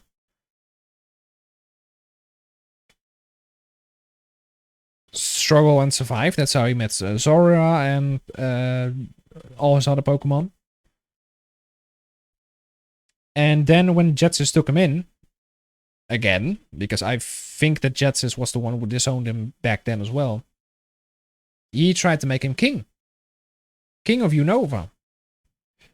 But the only reason why he wanted to do that was because he wanted to take over Unova and by the end the world. And the only way he could do that is if no other person would have any Pokemon.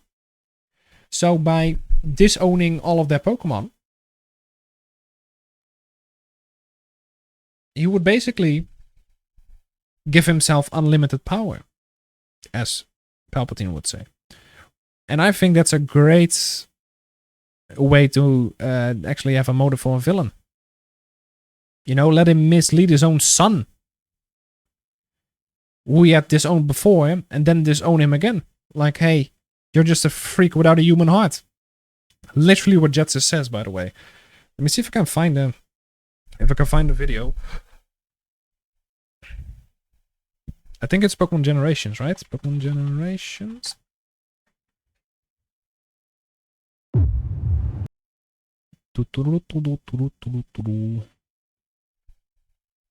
This was a great little series, by the way.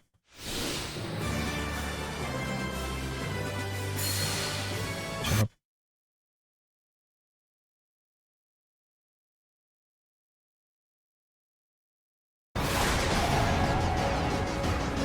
I don't know where to begin.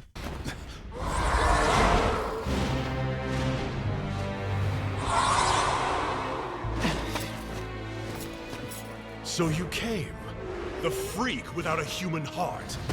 How do I know exactly what he says? How do I know this exactly? From like word to word. How do I know the exact quote? I haven't seen this one in years.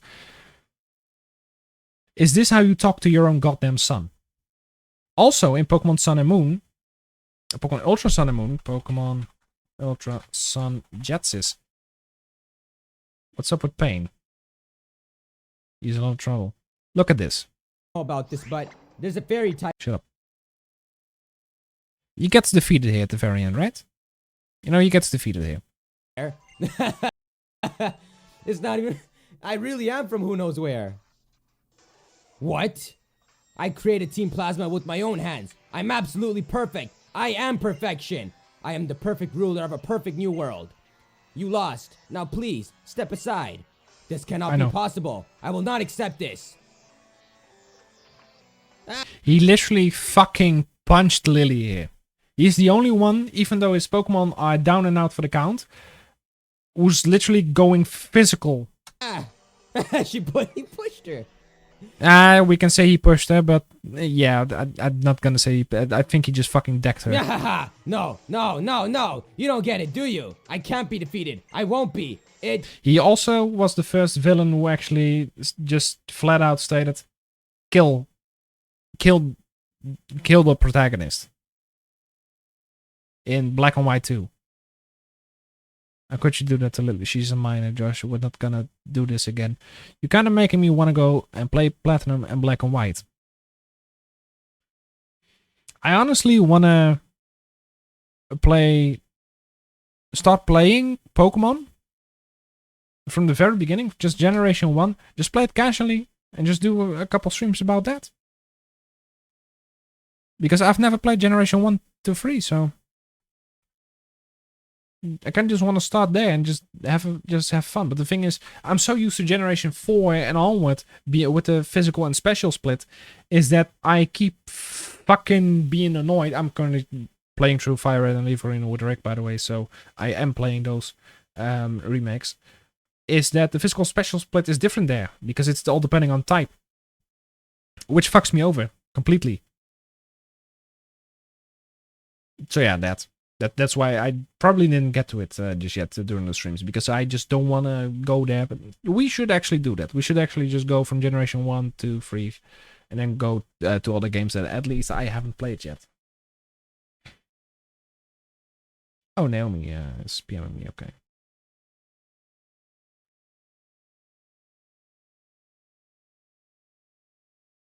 Oh, yeah.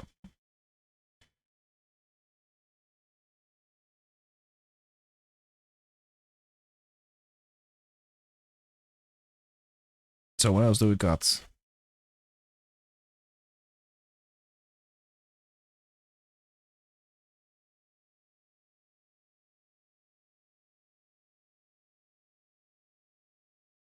Why? When did I watch this? Just a little bit more difficult than it need be. I would dearly like to meet the man who designed this and took it to his boss and said, "Sir, I've made a bed because you take this piece of elastic off, it just isn't a bed. It's just not a mattress. Look, you roll it out like that, and then you've got to go back and get the other one."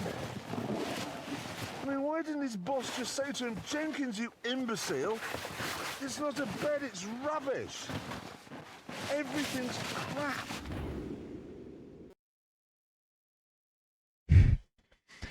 Part of me also wants to do a series on Top Gear.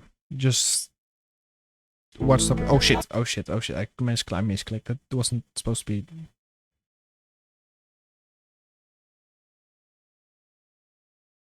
But yeah, I think I'll go through Generation 1 to 3 later on.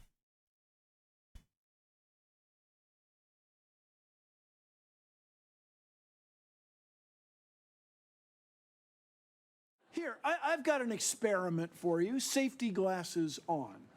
By the end of this century, if emissions keep rising, the average temperature on Earth could go up another 4 to 8 degrees. What I'm saying is the planet's on fucking fire. There are a lot of things we could do to put it out. Are any of them free? No, of course not. Nothing's free, you idiots. Grow the fuck up. You're not children anymore. I didn't mind explaining photosynthesis to you when you were 12, but you're adults now, and this is an actual crisis. Got it? Safety glasses off, motherfuckers.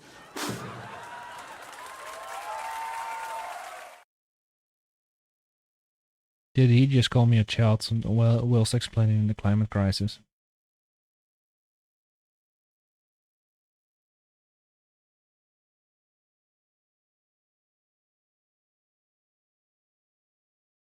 Alright. Well, thank you, Bill Nye, the science guy.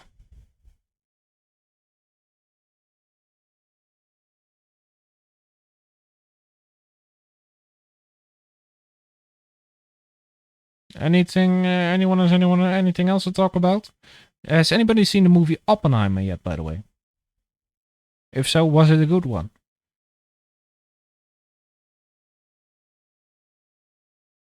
Because I'm going to see that one as well. Oh yeah, this is also a must-watch for people. This video is about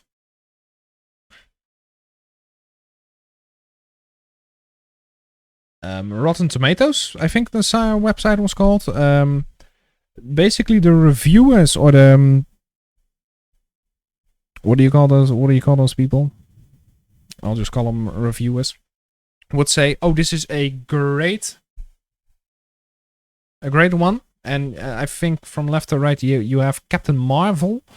You have, or from left to right, you have She-Hulk. Then you have Rey Skywalker or Rey Palpatine. The third one, I can't fucking remember. And the fourth one being Captain Marvel. And those 4 movies are shit. And the reviewers say it's not shit. It's a great portrayal of women. You want to know the reason why a fucking... what was it called again?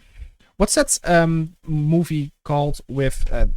I'll Make a Man Out of You is one of the... Disney sing-along. Yeah, what was this movie called again? Mulan. Yeah, Mulan. You want to know the difference between this master But you want to know the difference between this mastery of craftsmanship and between this piece of shit? I'll tell you. I'll try to tell you. This is basically Mulan is about she wanted to join the army, but she's not a man, so she's not gonna join the army because women can become great warriors. Same synopsis here. Okay? The difference between these two is Mulan actually learns stuff in this movie. In the real action movie, in the RL movie, in the live action movie, she already knew everything. She's perfect. The reason why I hate, because there's a political ideology behind this. The reason why I hate this is, first of all, the political ideology behind it, because it portrays women as less. First of all, it says that women are less, therefore we must make perfect women. You know, the difference between what they call a strong woman and what I call a strong woman is basically this movie thinks a strong woman does everything perfect. You know, that there's nothing to be learned for a woman anymore because they are better than men. The reason why I call people like my mom a strong woman is because she learns sometimes. She learns from her mistakes. The mistakes that she made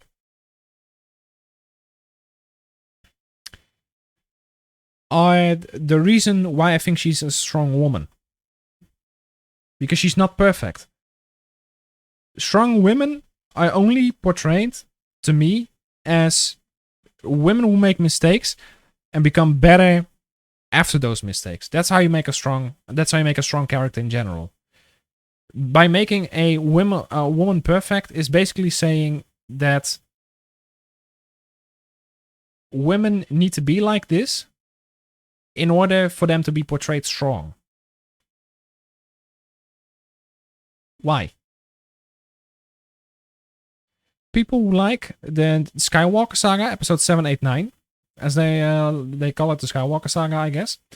People who like episode 7, 8, 9, because nobody has been through what Rey has been through, completely baffles me. The argument completely goes sideways. You want to know what Rey has been through? She has gotten everything in her ass handed to her.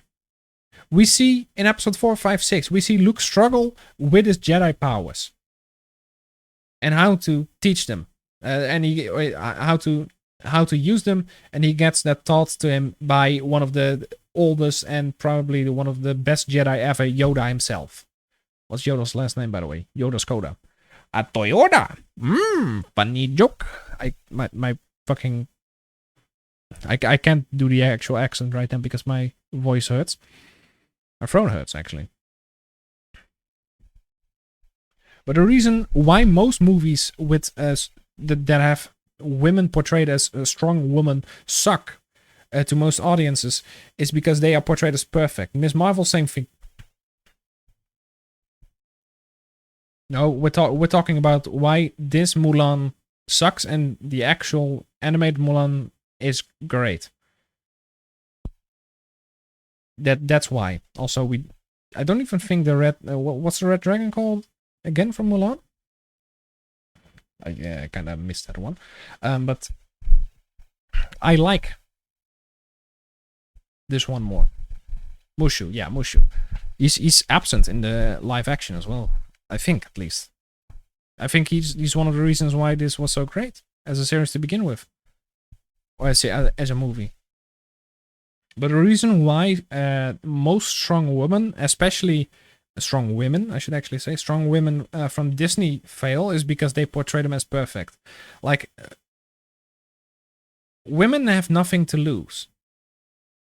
Because women can do everything, they know everything, there's nothing left for them to learn. There's nothing left for Mulan in the live-action remake to learn. There's nothing left for Captain Marvel to learn, because she's already perfect. Why would anybody watch somebody who doesn't even have an arc? there's no woman who's gonna be able to relate to the Mulan from the live action remake. There's no woman gonna be able to relate to Captain Marvel or Sky. What do you call him? Ray Palpatine. You want to know why? Because they are portrayed as perfect. Even fucking Ray gets her ass handed to her, and apparently can do everything without any proper training whatsoever. I don't know if was she trained by Luke Skywalker in the very end? I'm not entirely sure. But her entire arc basically revolves around her finding out that she was a Palpatine. And thus we get Palpatine back. Oh yeah, Leia trained her. Yeah, but wasn't Leia only... She wasn't even a Jedi or something. She just had knowledge that she could use the Force. She wasn't trained in it either, so meaning that kind of sucks, doesn't it? We see all these people training. Even the Chosen One, Anakin himself, trains his ass off to become what he actually becomes later on. So even when he's Darth Vader, he still gets training from Palpatine. Fucking Rey doesn't need anything at all.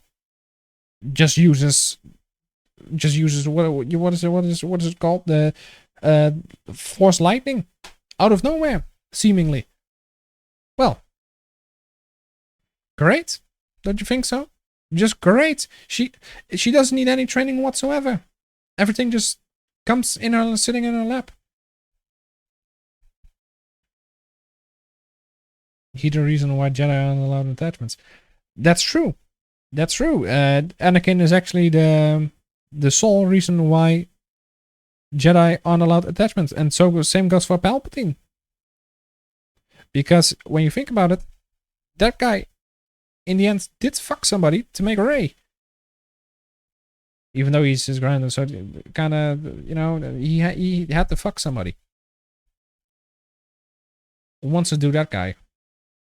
I mean, he's great as a villain and whatever, but as a bad partner, kind of want to go on Rule 34 right now and look it up, see if there's anything worth my time. But I'm not gonna spoil that. Yeah. Maybe Ahsoka later on. Anyway, the reason why others work for most people is because they're relatable. A character, first of all, a character, he should be shouting unlimited power as he is doing the deed. Lamau. Josh, fucking...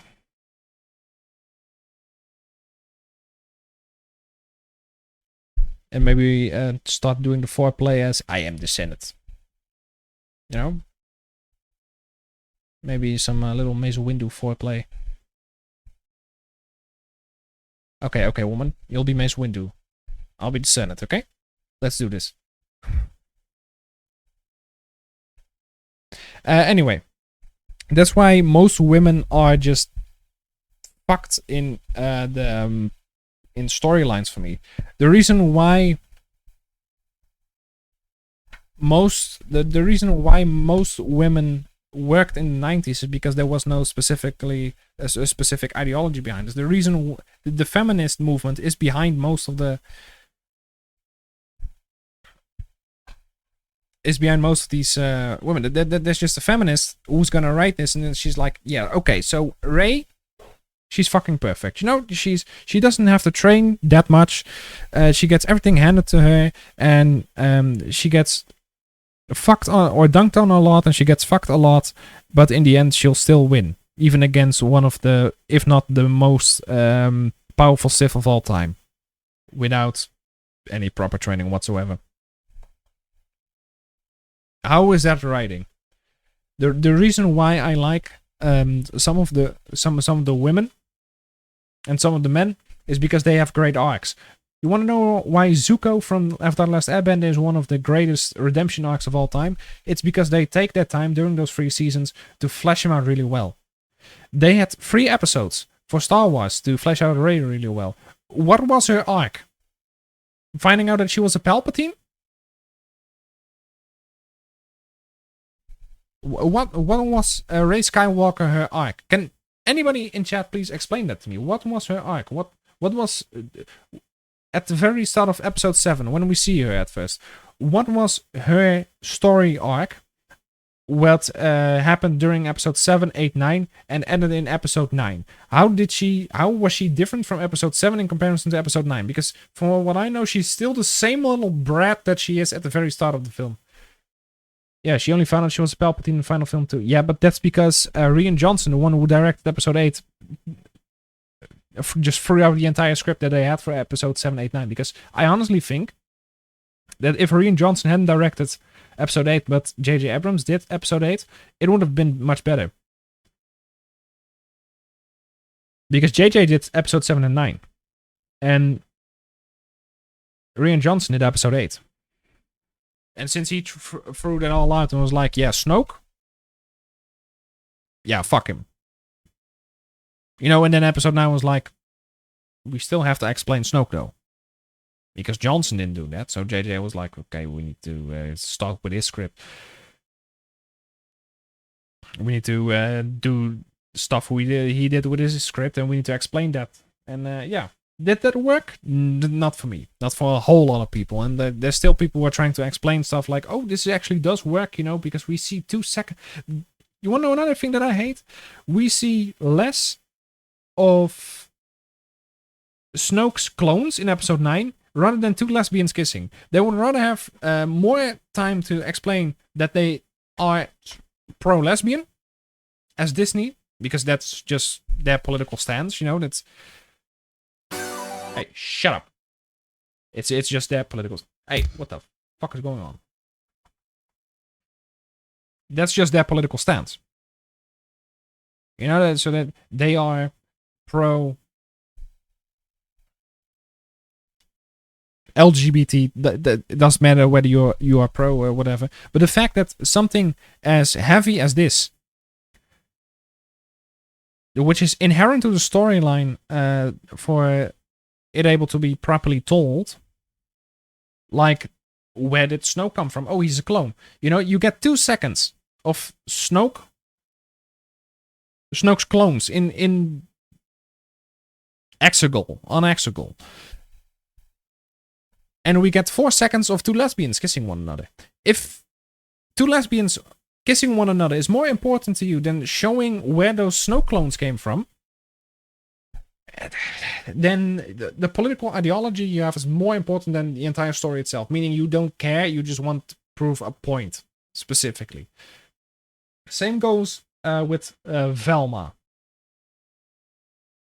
And believe me, I hate this. I don't have to see this. I really don't have to see this one. This series. Because this was one of the worst series of all time. I read a couple of reviews on this, and there was also this guy who did it. And let me see if I can still find him. Velma.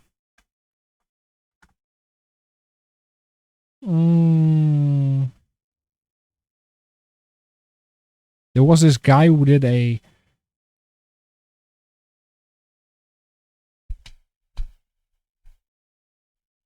Oh, yeah,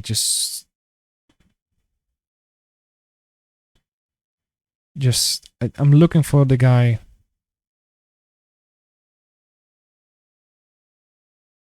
Oh yeah, I found this one as well. This one was great. Hold on. This has nothing to do with the series, but...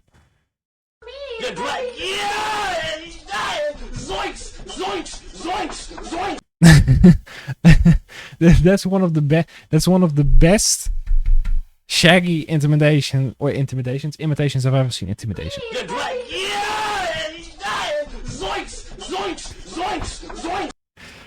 What I love about these memes as well is that they look like they've been recorded with a potato.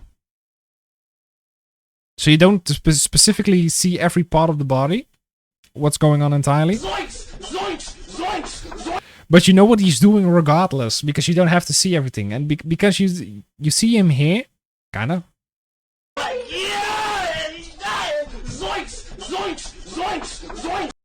Just perfect. There's nothing else to add for me. But I'm looking for... I think it was a British guy. Was it Sabus Park? don't think it was Saber Spark.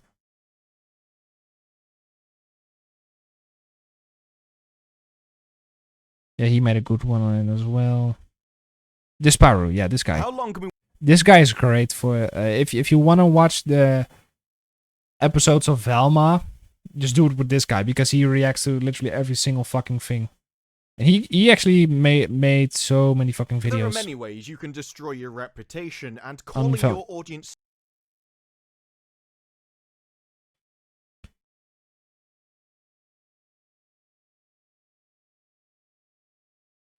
Let me see. So he just reviews everything.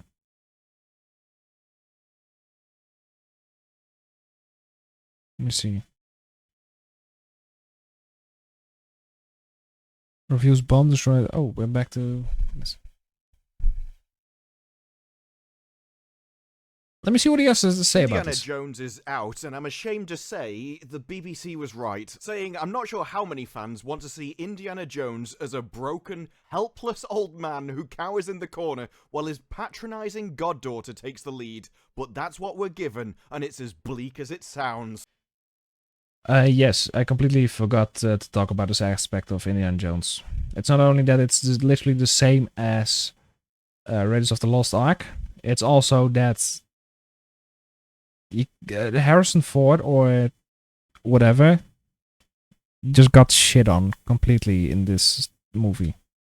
And they are absolutely bang on, but missing one key piece of information. She tries to murder him multiple times. Yes. Look, I can understand taking an old established character and introducing him to a cocky, arrogant, egotistical old bint. This is a trope repeated all over Hollywood. We saw it in Kit from Willow. Not only do we try and upstage the original character... Josh, is this an actual British person or is this some type of fucking Canadian or Australian that I don't know about? Because I can't place his accent. I mean, he does have the British flag behind there, but what do I know? One as annoying and completely insufferable as possible. That's where we're introduced to Phoebe Waller-Bridge, the patronizing goddaughter who takes the lead. You're fucking British, right?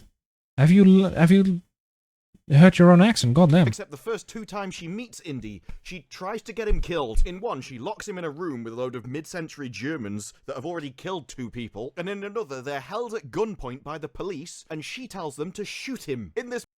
Yeah, honestly though, great goddaughter. Yeah. You don't have an accent. Everybody has an accent, trust me. I haven't even talked about his own goddaughter, but basically she's insufferable.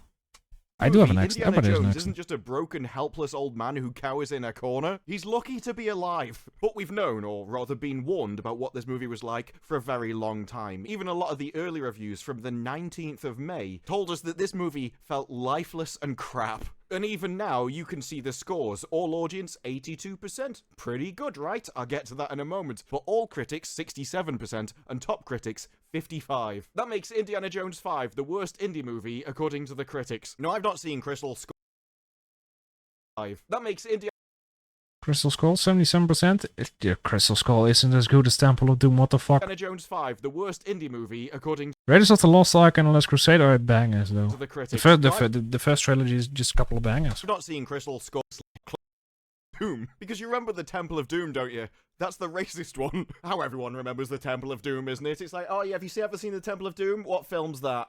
It's the Indiana Jones film. No, I can't remember him. It's the second movie they made. No, it doesn't ring a bell. It's full of bigots. Got it. I know exactly what you mean. But This is Hollywood in a nutshell. Honestly, everything, everything a little bit stereotypical, a little bit satire, or they don't portray a woman as perfect. You're immediately labeled as a racist or anti-feminist, or anti-woman, transphobe, whatever. Oh, it is indeed very bigoted. But even if you don't factor in Temple's ability to offend almost the entire continent of Asia in less than 2 hours, still an awful movie. And I just like that. Wasn't Temple of Doom in Africa?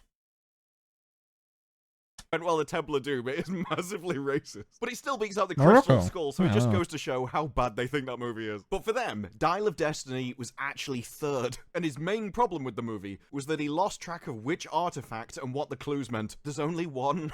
I think we can put this down to user error. But back at the reviews, like I said, audience score 82%, surprisingly high, considering that the critics have rated this so low. And if you compare it to the Crystal Skull, the critics rated it higher, but the audience came in at 53%. And I think, as ever, the devil's in the detail, and it's simply because the audience have learnt. Because Crystal Skull people thought it could be good, so over 250,000 ratings before people found out it was trash. Whereas now, 82%, but only from 1,000. It's not that the audience suddenly loves this movie, it's just that everybody realised what's happening to movies, and so they're just not going anymore. Yes, I think film is a dying business as well. I'm not gonna lie. Last night when I was at the movies with Rick, the entire theater was fucking full. Rick told me right before we went in, I've never seen this cinema as busy as it is right now, because he used to live there in the city where we went to the cinema, and he said it's usually not this busy at all. But the Indiana Jones movie, honestly, there was no more room. It was just full, and I know I've been in that cinema specifically as well, and usually it's like a 30% full. But for Indiana Jones, 95% of the seats was filled. No idea where all those people came from, all of a sudden, but people do want to see it though. But it's just a meh movie. We've gone from the assumption of, oh, here's a movie, let me try it and then see if it's crap, to, there's a movie, I'm assuming it's going to be crap, and I'm not going to go until they prove to me otherwise. Hollywood has lost the benefit of the doubt, and that's what happens when more of your movies are trash than decent. You have to remember, Hollywood is supposed to be peak entertainment, the best people in the world. An average movie made by the best people should still be a good movie. But when everything is so bad, your average is a 3, you're in trouble as an industry. Because when I say not many people went to see this movie, oh boy, did I mean it. This is very difficult to get Rotten Tomatoes from viewers that don't exist. Indiana Jones and the Dial of Destiny rings up $7.2 million domestic on Thursday night, with Deadline doing their old trick of trying to put this number into perspective by referencing 2018 movies. Who knew that inflation was simply a handy method to excusing failure? They're saying it's expected to gross $60 to $65 million, but it was originally, at the beginning of June, expecting between 81 million and 111 million, which had to be marked down by the Hollywood Reporter themselves. And hey, if Deadline wants to reference 2018 movies to put the numbers into perspective, how about we go all the way back to the Crystal Skull, where theirs came in at $25 million on a Thursday. If your last movie made $25 million on its opening day, and you come in at 7.2, I think it's safe to say we've got a bit of a problem. You have to remember as well. Yeah, Indiana Jones, as great as the series is, the latest 2 movies were just flops. I think they did get their investments worth in the very end. The box office was good enough, but you can just state that Hollywood is a dead business to begin with. And I'm very glad that Harrison Ford also stated that he was not gonna reprise another role in the next Indiana Jones movie. Might there even be one? Because honestly, it's that franchise. It's had its fair share, and Harrison Ford doesn't want to do it anymore. I don't know why they keep bringing him up in the first place for this. And The Flash has only just limped over its budget of $220 million. The budget for this movie is $300 million. If The Flash is going to lose hundreds of millions of dollars, imagine what this is going to cost. We've gone from, oh, it's entirely possible for Phoebe Waller-Bridge to take over the Indiana Jones franchise, to, I'm going to have to remortgage the house just to stay afloat. And after having seen the movie, it's very difficult to say that they don't deserve it. Now, I'm not saying the film is without its positives, and a lot of other people seem to be sharing the sentiment that actually the first 20 minutes of the film is pretty good. Although even now, I can't help wondering if it's the rest of the movie just making it look good in comparison. Either way, it was one huge action set piece, and it was pretty entertaining. I think the fact that people are criticizing it over the de-aging is actually a good sign. Personally, I don't care about CGI unless it pulls me out of the scene, and when there were definitely times where that happened in this movie, I think after all of the Marvel movies recently, I've just kind of become a bit numb to it. After the 19th volume film trash. At this point, I've kind of given up on graphics. But I find it interesting, the first 20 minutes are Indiana Jones in his heyday, and then the movie plummets in quality at the same speed that Indiana Jones does himself. You'd think there'd be a message in Yeah, also another reason why I think Indiana Jones should just quit, because Harrison Ford is the face of the franchise. It's not like James Bond where you can just keep recycling other movies and plots and just get a new actor for it. That's not how this works with Indiana Jones. Indiana Jones doesn't have the same ring to it as James Bond, so yeah. there for Hollywood. Don't destroy your main character. Secret Invasion. It's a bit late for that though, as what we get in this movie is a broken, helpless old man who cowers in a corner. Now I do find it first thing he does, pour whiskey into his tea in the morning. There's music blaring next door, so he goes around with a baseball bat to tell him to put the volume down, and the guy laughs in his face and closes the door. He does absolutely nothing about it because he's a sad old broken man who can't. Now when the action starts, he does get involved in some of the fights. There are times when his age doesn't really seem to be much of an issue, just like being shot. You know, sometimes it affects you, the next thing you're flying all over a plane like nothing's happened, and then it lands, and suddenly you're dying again. Like magic. Because there are some scenes which forget his age, doesn't discount the ones where it's literally designed to make him look awful. They wanted the audience to know. Yeah, another thing, he's right about that. Some of the scenes make him look like he's still 20. He got shot as well, and then for some reason in some scenes he has trouble with the arm, and in other scenes he doesn't have any trouble whatsoever. No, this guy is old and losing it, but don't worry, here's his replacement, Phoebe Waller-Bridge. You'll love her, she's insufferable. That's why I can't get behind titles like The Dial of Destiny as the perfect goodbye to Indiana Jones. Definitely a goodbye, I'll give you that one. How do you say goodbye to Indiana Jones? Well, humiliate him if this movie's anything to go by. Now, I do think that one of the explanations for this might be that they like the Crystal Skull. There are definite advantages in life to having low standards, the greatest of which is that you just enjoy everything. Which, to be honest, sounds pretty nice. There are times when I'm envious of people like this writer, because many were dissatisfied. But this is a great goodbye, because we catch up with Dr. Jones on the brink of retirement. Yes, he actually has a retirement party in one scene where he gets given a trophy and has to give a speech. His speech is, "Thank you all for putting up with me, because I'm just a sad old broken old man who no one likes. But at least you could bring yourselves to tolerate my presence for a while." They even bring him up being startled awake on his couch. I forgot that, yeah. He didn't even wake up in bed. He'd passed out on the sofa. Presumably. Yeah, he's not only a sad, drunken old man, he's also fucking alcoholic or something.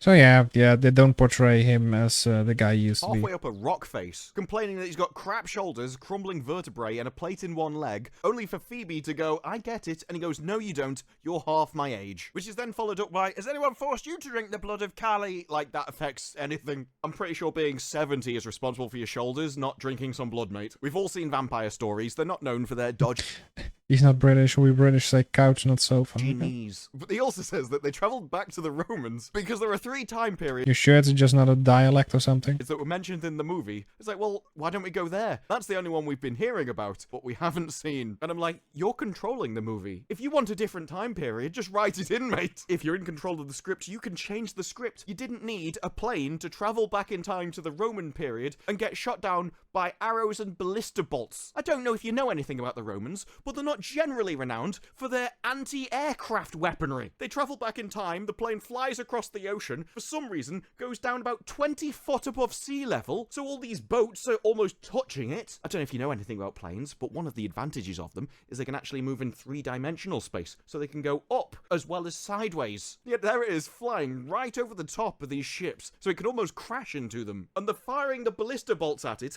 and they're weaving sideways. Just do what Star Trek did and say evasive maneuver Charlie Delta or something. Try going up. Ballistas don't have that much range. And don't even get me started on the guys who opened up the plane door and started shooting pistols at passing boats for no reason whatsoever. In some time travel movies, you step on a butterfly and it ripples out. In this, you just start shooting a handgun at random Romans and don't care what it does to the future of Earth. Yeah. Yeah. Yeah, they travel to a different time in the very end of the movie, in the year 200, and it was just like they just start shooting everything and blah blah blah.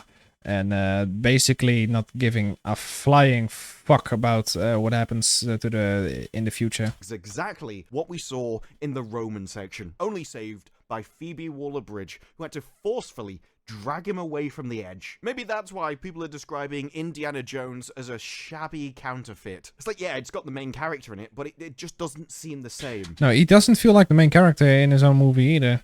You're still doing good work. That's still a moral activity. You don't have to hate doing good work for it to be good, you know. If anything, the buzz would just be a nice side benefit of the good work. Or vice versa. I don't really think it matters that much. If either way, good is being achieved. Because that's not what she's gonna do. No, if anything, she's magic. Able to protect our arthritic archaeologist. This movie feels like an old man who just wants a nap. I mean, Harrison Ford had a demand for every movie he was in. That one thing he would ask for every movie is that it would further embrace a complication of the character. And in this one, the complication is that he's actually trash. He's got a tiny bit of energy left, and it's rapidly being used up. That's why he won't take advice or listen to anyone. There's a kid where they go, well, he knows all of the roads, and the kid's telling him to go left, go right, do this. Indy always goes in the despite the fact that he's completely right about most of this, a nice freeze frame there. Harrison Ford his performance, the way he brings stuff, is still perfect. So I have nothing to add about Harrison Ford's performance, because he's one of the best actors we've had in a long time. And he's probably going to be one of the best actors that we will have for a long time as well. Opposite direction, which causes them to drive into a wall. Like I said, actively humiliated. Oh, he's just a man who won't take advice from Phoebe Waller-Bridge, the far superior of the couple. Obviously, we had to make him crash into a wall. Harrison Ford wanted things to be generated out of his character, out of his nature, out of his experience. I didn't just want things to be pinned on like a merit badge, which is what the audience wanted. Could we have Indiana Jones actually successful at something? No. But Phoebe, she can dive onto a car, smash open the back window, choke the main villain by his tie, and the other 3 men which are in this car with guns don't do anything about it. In fact, one guy leans out with his gun right next to her, and all she does is start wrestling him with that gun as well. What does the other guy do? Nothing. Does Indiana Jones join in during this fight scene? No. He's got to sit in the other car and just kind of occasionally lean to open a door handle. Those are the kind of heroic moves that I look forward to. That's why, when I saw this, that, I'm gonna rank Indiana Jones before Disney ruins him. No, they've already ruined him. Oddly, they do think that it won't be the last they see of Indy. I do wonder if it's because of the idea that maybe II will start bringing people back. But if it does, with Indiana Jones, there's nothing to bring back, because they've utterly assassinated him in this movie. In fact, Phoebe Waller-Bridge tried to assassinate him twice in this movie herself. No, the message was obvious right from the start. We were warned right from the start, which is why I found myself agreeing, rather tragically, with the BBC of all people. Never has a more embarrassing act been done. That Indiana Jones is a broken, helpless old man who cowers in a corner. And that's all we need to know about. It's what it did to the character of Indy. My focus for the review that I did was mainly focused on the story itself, not about the character arc, because I didn't feel like Indiana Jones had a character arc. And if they think that his goddaughter, the Phoebe Waller-Bridge girl, is the one to save this franchise, it's not. She's being, as he likes to call her, insufferable, and she is. She's an insufferable oaf. First of all, she's just way too fond of herself, and that's actually what I really it's not specifically that I dislike the actress, because I think she was great in Fleabag, but the way she's portrayed is cocky, arrogant, can do everything perfect. You know, that's exactly what I was talking about earlier. She's also the same if you start thinking about it, but I was just focusing on the main narrative of the story being told, looking a lot like the Lost Ark. Not specifically talking about the characters and their arcs, because I didn't really feel like there was a arc to begin with. It's probably because the arc was already opened and then was just pushed back into the abyss. But yeah, that was it for me, ladies and gentlemen. Thank you so much for watching. I'll see you all upcoming Friday. I hope you all have a great week. And we'll talk to you soon, of course. And ladies and gentlemen, thank you so much for watching, and have a good night.